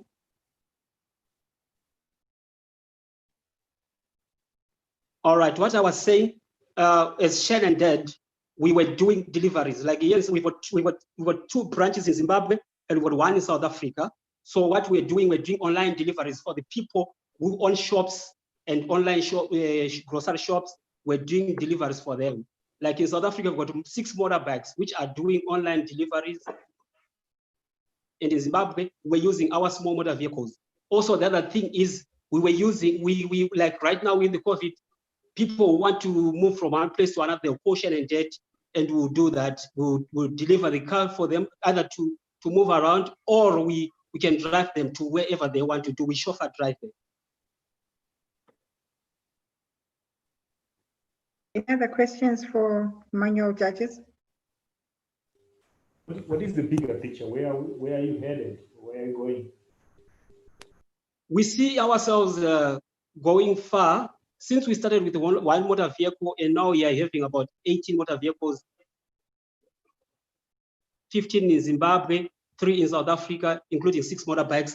We see ourselves going far. Right now, we have already stepped in South Africa. In South Africa, we came in February, and we believe that we very soon we are working towards Dubai, and that's where we are. We are going. We are seeing ourselves growing globally.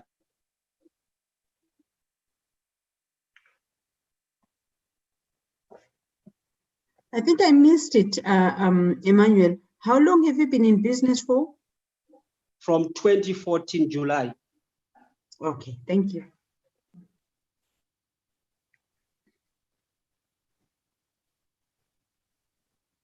Okay, thank you very much, judges, and thank you, Emmanuel. You can now close your screen, Emmanuel.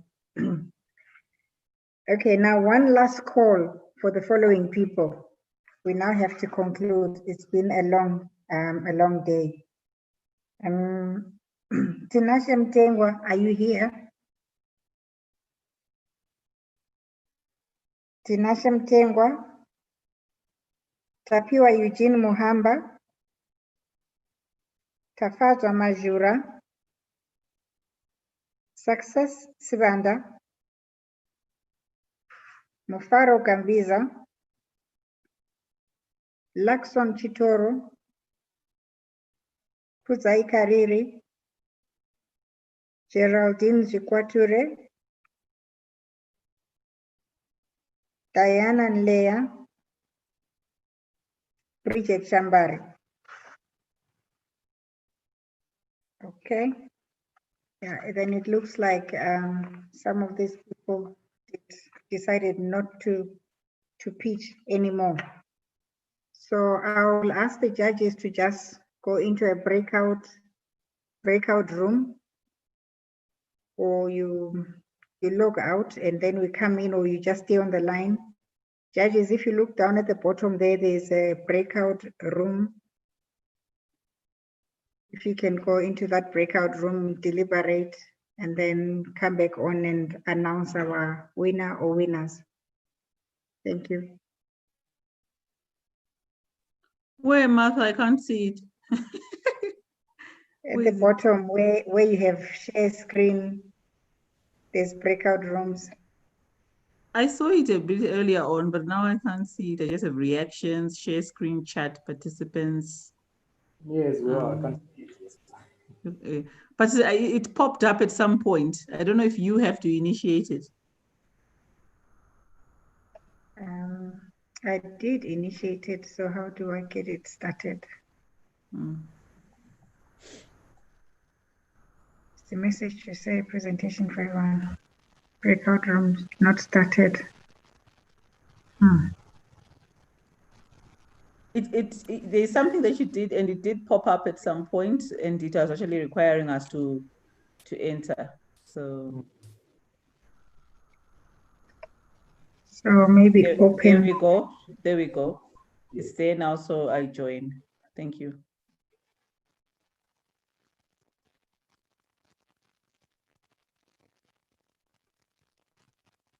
So are you in, Tamirira?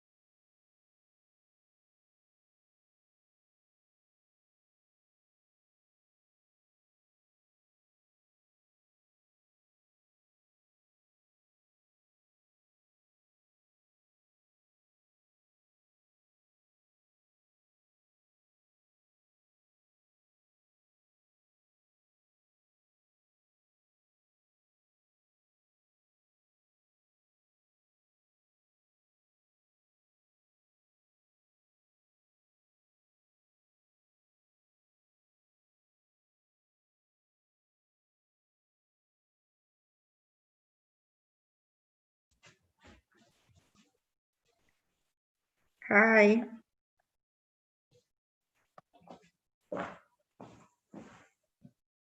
Okay, I need to let in 3 people who are Tapio Zimbabwe.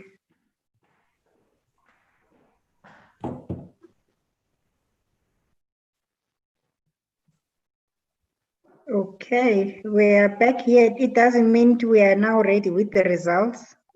Somebody who had been held up somewhere has managed to come in and the judges have allowed them to present.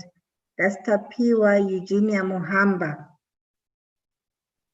Tapiwa, are you online?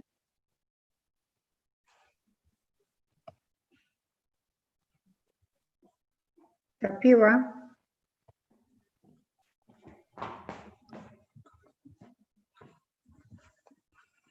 Yeah, Tapiwa Zimbabwe. Tapiwa, can you show your slide, please, and make your presentation in 5 minutes? He's disappeared again. Okay. Now he's there. Is there Tapiwa? Yes, how are you? Very well, thank you. Can you share your screen and show us your slide? You have 5 minutes to present. Okay, I'm sorry I didn't get the link, the Zoom link in time. So I was still waiting for the updates. Oh, okay. Sorry about that miscommunication then. So do you want to share your screen and do your presentation? Do you have a slide or you're going to present just on audio as you are speaking? Okay, I think I'll just do a 5-minute speech. Yeah, go ahead. It's fine. With audio. The time starts now, yes. Go ahead. All right, it's fine. Good day, ladies and gentlemen. My name is Dr. Tapiwa Muhamba Mdida. I am a medical doctor by profession. So I'm the Chief Executive Officer and a co-founder of Zimbabwe Telemedicine Network. So Zimbabwe Telemedicine Network is a digital solutions provider for Zimbabwe.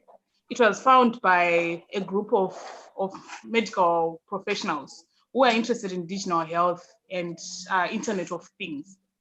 So our aim is to identify ICT challenges, especially in the health sector, and try to come up with digital solutions to solve them. So for example, in Zimbabwe, each and every healthcare professional is supposed to renew their practice licenses at the end of the year.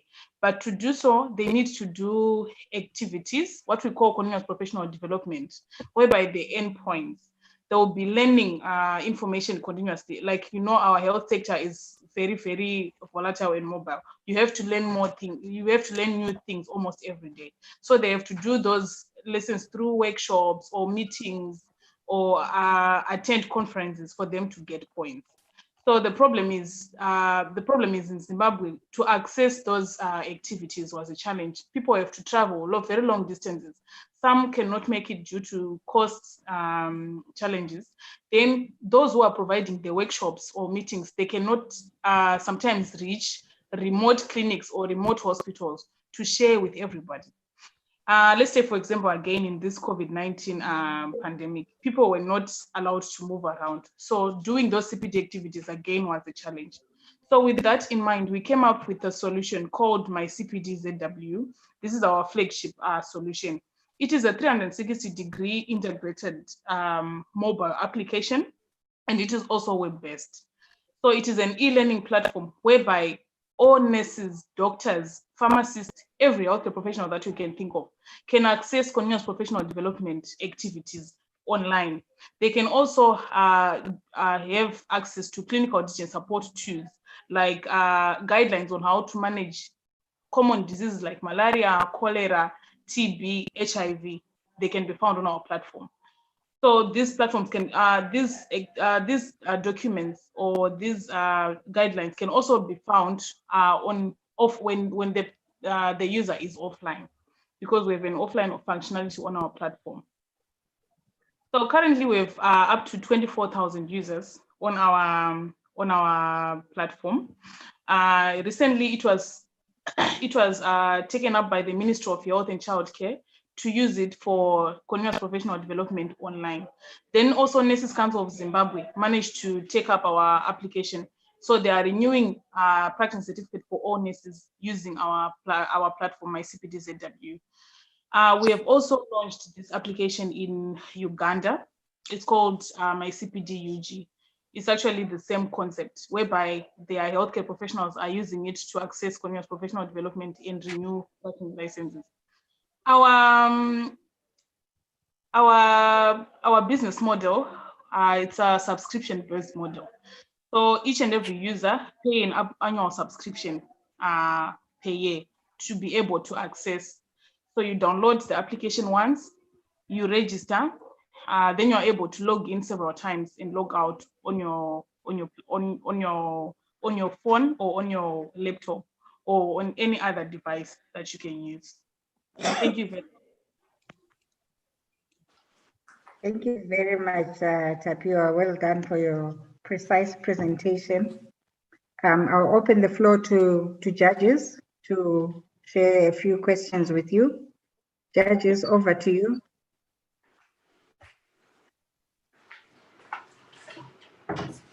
I think mine is to ask Tapiwa, why didn't you have graphics, Tapiwa?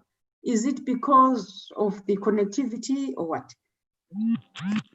The challenge is I didn't get any updates on when the presentations are starting. I just heard last night that I'm on the 2nd that I'm supposed to make a 5-minute speech. I didn't get the Zoom and I didn't know that I was going to make a presentation. I'm sorry for that. That's all right. That's fine. I can send through a presentation. Okay. Yes, please do send on my email. Okay. Any other questions, judges?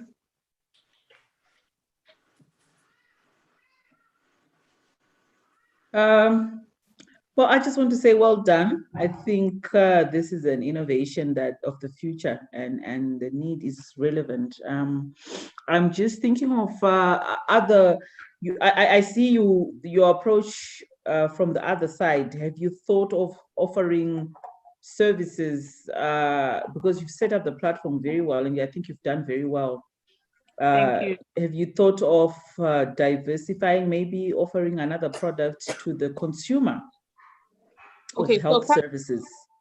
So currently we are having a pilot telemedicine project that we are holding in the Manicaland area. We are doing it in younger district hospitals. So this is whereby we consult our patients via virtually. So we can consult them via Zoom, or we can sometimes use WhatsApp video calls. We have our doctors from MyCPDZW or from Zimbabwe Telemedicine Network are the ones that will consult those patients. So we have trained nurses at Nyanga District Hospital and remote clinics on how to take history and how to examine patients while the doctor is watching over Zoom or over WhatsApp video call. Then we can help diagnose, because we found out that sometimes accessing these areas like the Nyatate clinics, they are very, very far. No doctors are found there, but patients are there who need doctors. So if we pick up that the patient has to be seen by a doctor immediately, then we can advise the nurse to refer the patient. Or if the patient just needs a prescription or change of medication, we tell the nurse and they do. So that project is currently running. We haven't been able to roll it out yet, because it's still under pilot project. Then we've also developed an application called a district pharmacy manager. So our district pharmacy manager, what it does is we install that application at a district hospital, which is serving remote clinics. So they have a database where they record all their medicines that they have and all the medicines that are available at the remote clinics. So what they do is the remote clinic will report that maybe paracetamol is in low stock. Then the district hospital goes to the district pharmacy manager and reports that there is either low stock or monthly stock, or there's nothing at all. Then that information is now sent directly maybe to NatFarm, so that when they provide drug, they will be providing those medications according to needs. Those are some of the innovations that we are working at the moment. Great. Impact of COVID, how has your solution responded to the COVID situation, or do you see yourselves being able to?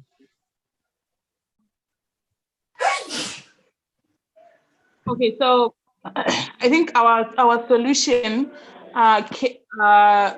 was really helpful to people during this COVID-19 pandemic. Like I mentioned before, people were not allowed to do workshops or to travel to conferences.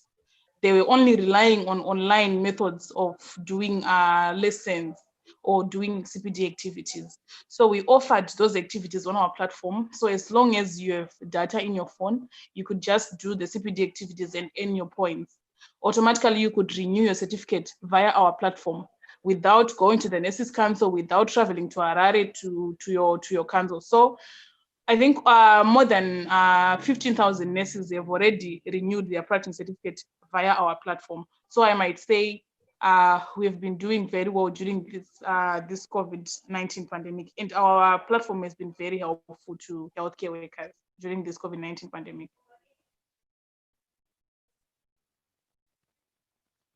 Thank you very much, Tapiwa. Judges, any other questions for Tapiwa?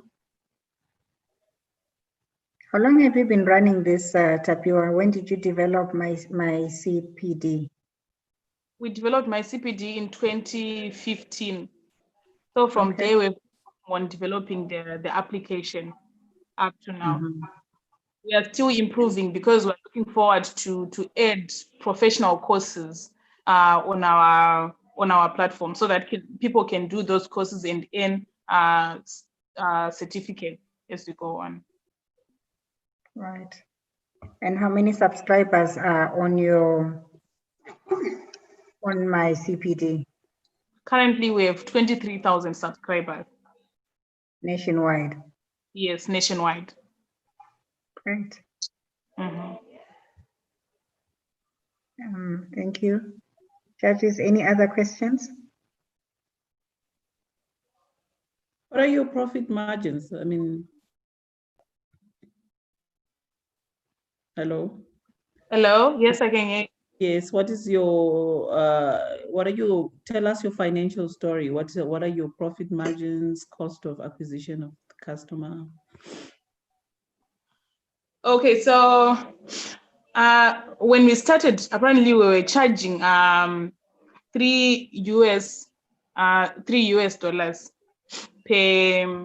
per subscriber per year. So we could look at a profit margin of about I will just say 100,000 US per year, but then we were very much affected by our volatile currency, because time and day we had to change. People could not afford to pay in US dollars, so we were now trying to charge on bonds. So currently we are charging them 75 bonds per year per user.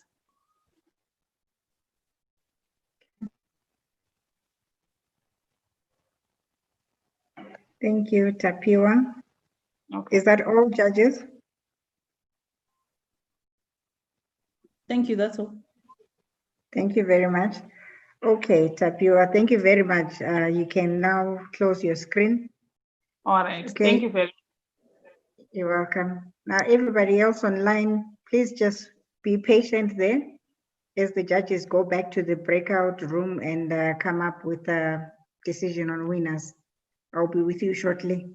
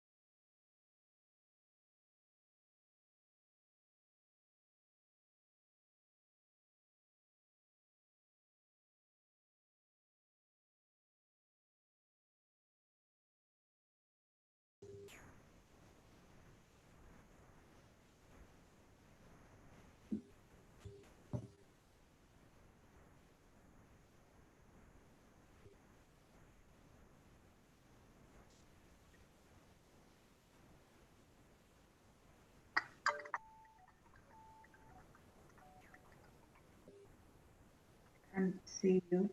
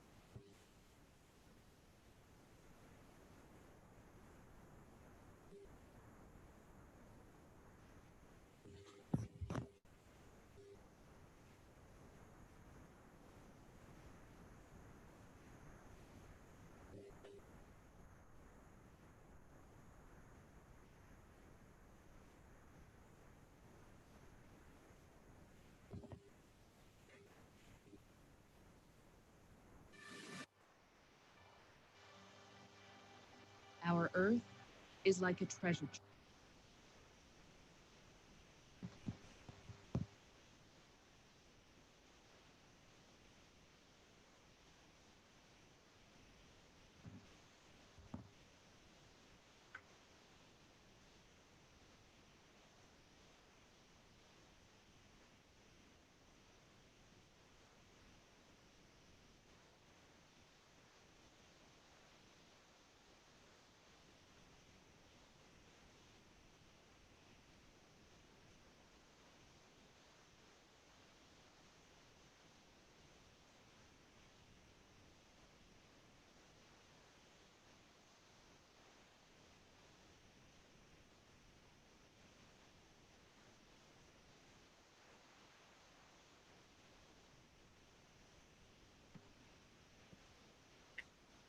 Just bear with us, people. Just a few more minutes.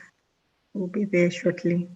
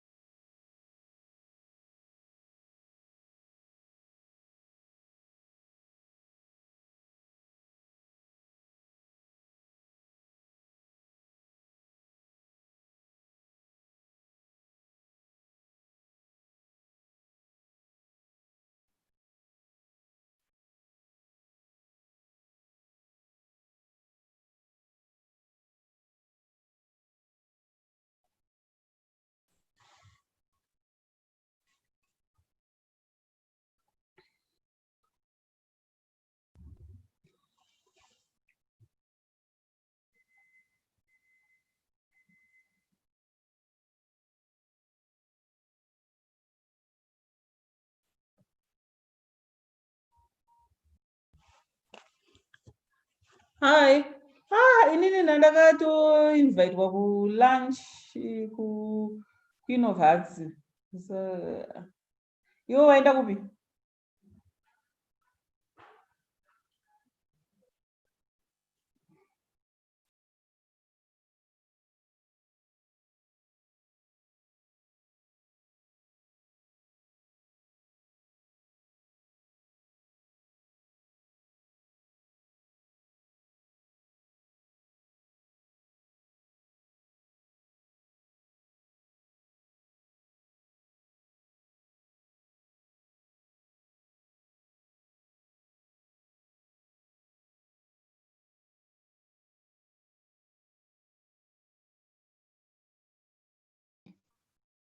Okay.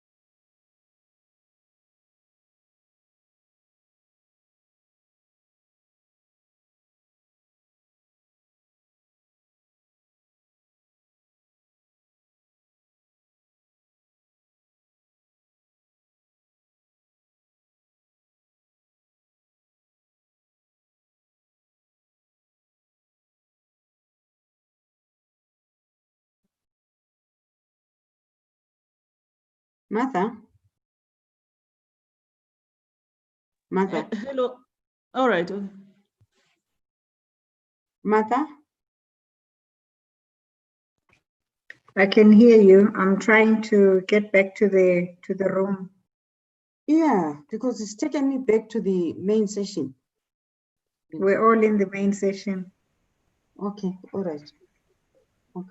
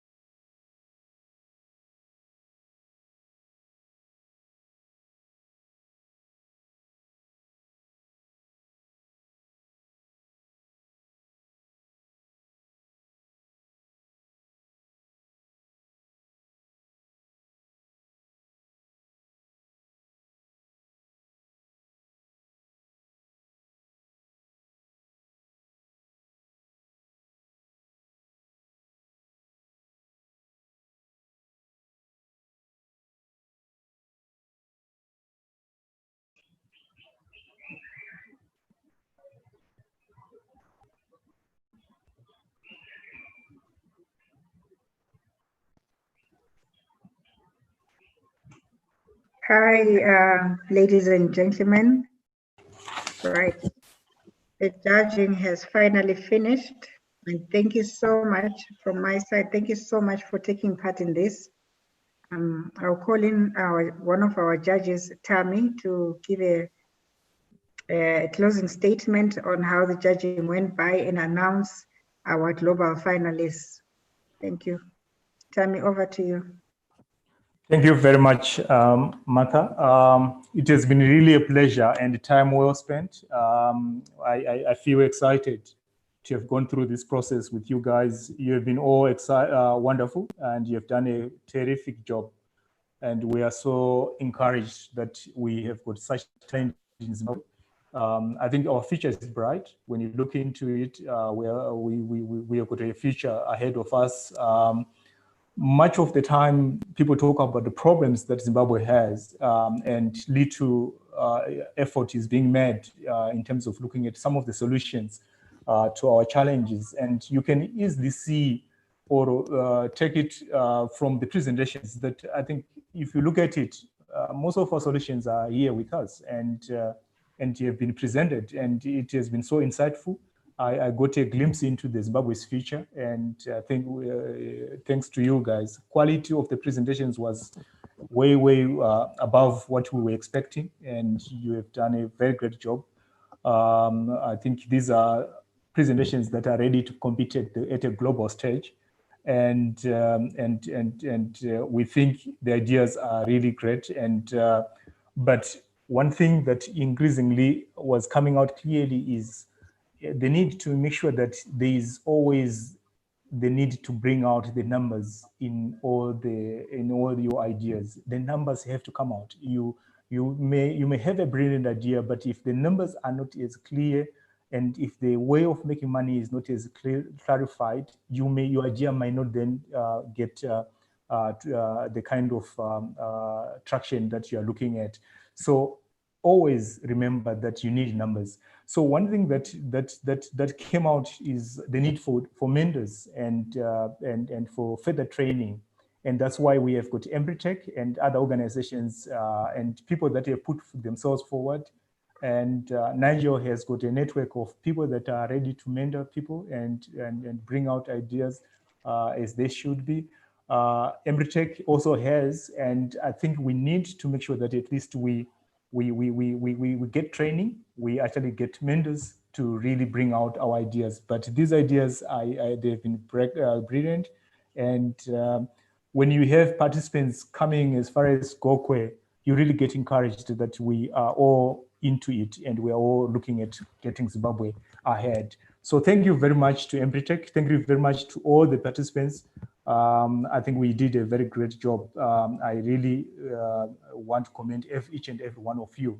We got a judging process that we undertook, like I've said. The ideas, yes, you were all bringing out the ideas, but it was this issue of having a balance between a great idea and the numbers and the money, because at the end of the day, for an idea to then be sustainable into the future, it's all about how the money is going to be made. Yeah, and because it's money that then sustains an idea into the future and all that. So sustainability is key, and we need to make sure that at least we actually have that that incorporated into all the business models as they will be being presented.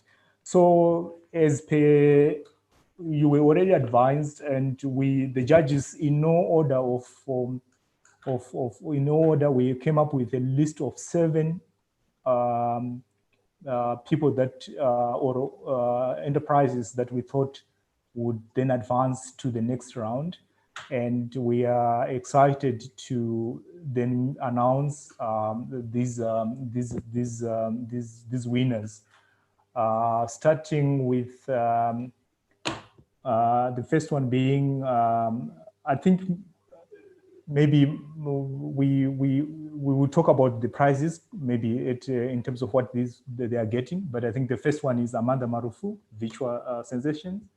I think we have that, but the next one is Farai Precious Andina, Veg Diesel. The third one is Kudzai Chivongodze Virtual Reality. The fifth one is Marvelous Nyongoro, the Housing Hub. The fourth one, the fifth one is Simbath Banda, Amanda Brands. And we have Takudzwa Nongo Education App. We have Tapiwa Juni Muhamba Zimbabwe Telemedicine. So those are the 7 that we have. And maybe we need to say congratulations to the winners. But it was not an easy task because most of these ideas were so brilliant and most of these projects were well thought and well presented. And it wasn't easy on our part. That's why we took all this time to then get to this list.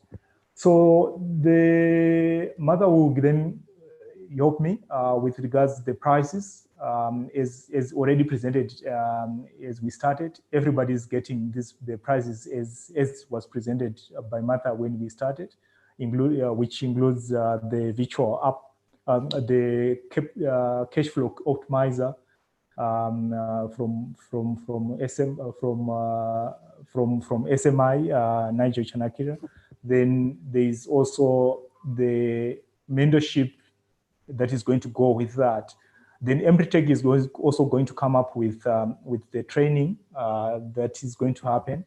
But in addition to that, we also, MicroHub Financial Services is going to provide financial literacy training to some of these, to the participants, the winners. I think we have got everything ready on that path. And amongst other things that we can then start to look at, how do we link up some of these winners with the outside world? I think we have got some linkages that we can also provide. So basically, I would like to say thank you very much to all the participants. On behalf of the judges, it has been a wonderful experience. You really took us from the COVID mode into what is possible and what Zimbabwe can achieve going forward, and what we should be focusing on, instead of spending our time mourning about what numbers of recoveries and what numbers of people that have been, of cases each day. I think we now need to be focusing on what Zimbabwe can offer, and Zimbabwe is the best brains, they always say. But I think today we saw the brains at work, and well done to everyone. Thank you very much. Thank you very much, Judge Tami. That's Tamirira Rushesha, Managing Director of MicroHub. MicroHub is a microfinance financial institution. So as you've heard, he also has a prize for all the winners in terms of training you in financial literacy. Thank you very much, Tami. Last word from our other 2 judges. Betha, last word for the participants, and then Ms. Bango will say her last words as well. Oh, I can't start my video. Oh, okay, fine. Thank you very much. I think like what Tami said, it's been a very inspiring afternoon. I just want to congratulate everyone who responded to the call of application. And I think congratulate you, because this, by allowing yourself to be visible, you learn and you get networked. So I think in my mind, I'm excited about all the businesses I've heard here and thinking of ways to work together and build them. So, but I think what comes out, I think Tami has emphasized, it's know your numbers. I think that's what let other people down. Know your numbers, show how you can be scalable. It's a global world. Show how you are flexible to grow. So either you're growing, you're diversifying in terms of your product offer, or you're showing how you're scaling financially and in terms of your market growth. So well done to everyone, and thank you. Thank you, Betha. Betha is Betha Ndlovu, also Managing Director of which company? Sorry, Betha, if you can just detail your company and your work. I've recently changed companies, so I work with an organization called E4 Impact Foundation. We are based at Catholic University, and we run an MBA in entrepreneurship. Thank you very much. Ms. Bango, your final words to the participants, please.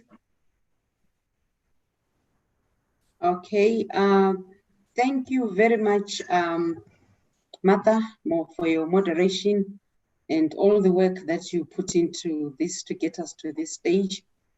It's the first time that Empretech is actually participating on this particular program within the Global Entrepreneurship Network. There are other programs that fall within the Global Entrepreneurship Network, and we are looking at going forward next year that we will endeavor to see how many more we can actually get our entrepreneurs involved in. But I must say, really my heartfelt gratitude to the team of judges. Yes, you are seeing Tammy and Betha here, but there were other judges that worked with them who were not able to be on this particular platform today. So my heartfelt gratitude to all the judges that participated, those that are here and those that have not been able to join us today. I also want to thank you, the entrepreneurs that came on board and decided to actually reveal yourselves, because quite often it's not easy for people who are in entrepreneurship to show what they're doing and to say, this is what I am and this is what I am doing. But you've come out and you've shown what you're doing, you've shared with us what you're doing. And I must say, I am really, really proud and excited about the quality and the level of enterprises that I saw today. Some are still on the business ideation stage. Some are already in implementation. Very, very good projects, very, very good businesses, very, very good enterprises that I believe all have an opportunity to grow and actually play a part in the worldwide stage. So well done to all of you. I always say there is no loser when it comes to entrepreneurship. I always say we learn from our own failures. There is nobody who has succeeded in business, as far as I know, who has not failed before. I think I had the opportunity some 2 years back to be in Nairobi, where Jack Ma was the guest of honor. And sitting down and talking to him, he indicated the number of failures that we went through until he established the business that we all know today is an international business. So we learn from our mistakes. And I always say, take any mistake, take any error, take anything that some other people looking at you could be calling a failure, but take that as a learning opportunity. It's a learning platform for you. And I think our two judges have emphasized the idea of the areas or components where we think there could be room for improvement, particularly on the figures, because this is a business, this is an enterprise. Yes, we've got social entrepreneurship, but even the minute you say entrepreneurship, you are bringing in the issue of figures into it. So I think let's see how we can strengthen ourselves on those particular aspects that have been highlighted by our judges that we could improve on them. And I think the prizes that are being given attested to our own endeavor to address those particular gaps amongst yourselves. So I'm excited. I'm very, very proud of what we are going to be taking onto the international stage. And it is my own heartfelt prayer that 1, 2, or 3 of you can come up tops even at the international stage. These are excellent businesses that we have identified. These are excellent businesses that we have selected. And we're moving in there, not just as individual businesses, but as Zimbabwean businesses. And the prizes that are going to be given, I think Martha will need to quickly rush and get those done before, I think, hopefully they participate on the world stage. I don't know if it's according to your work plans, what's going on, but you will speak better to that. But once again, congratulations to all of you, and thank you for being part and parcel of this process. Thank you. Thank you very much, Ms. Pango. Ms. Pango there is the Executive Director for Empretech Zimbabwe. You've heard her speak a lot about Empretech. Thank you very much. Now, thank you very much to all you guys who took part. Now, we mentioned once again our winners that are proceeding on to the global finals. We have Tapiwa with my CPD app. We have Takuzwa with an education app. We have Marvelous with the Housing Hub. We have Sympathy Swanda with the peanut butter. We have Kudzai Chivangotse with virtual reality. We have Farai Handina with Veggie Diesel. And then Amanda Marufu with the visual sensations. And once again, to just go over the prizes, we have the CFO app, which is cash flow optimization application with the courtesy from Success Motivation International, from Nigel Chanakira, and mentorship from him for all the winners. We have a mentorship from Joseph Bunga of Area 46. Joseph Bunga is the executive director for Battle of the Chefs. You've seen the show on TV. We have Empretech training for those that haven't been trained in Empretech. We have financial literacy training from MicroHub from Tamirira. Thank you so much. So I'll get in touch with all the 7 applicants who are proceeding onto the global finals and discuss further on how you will access your prizes. But there's a lot more waiting for you as you are then captured onto the global stage and introduced to Accelerate 2. Thank you so much for taking part and for all your patience this whole afternoon. Like Ms. Pango said, it's the first time we're running this.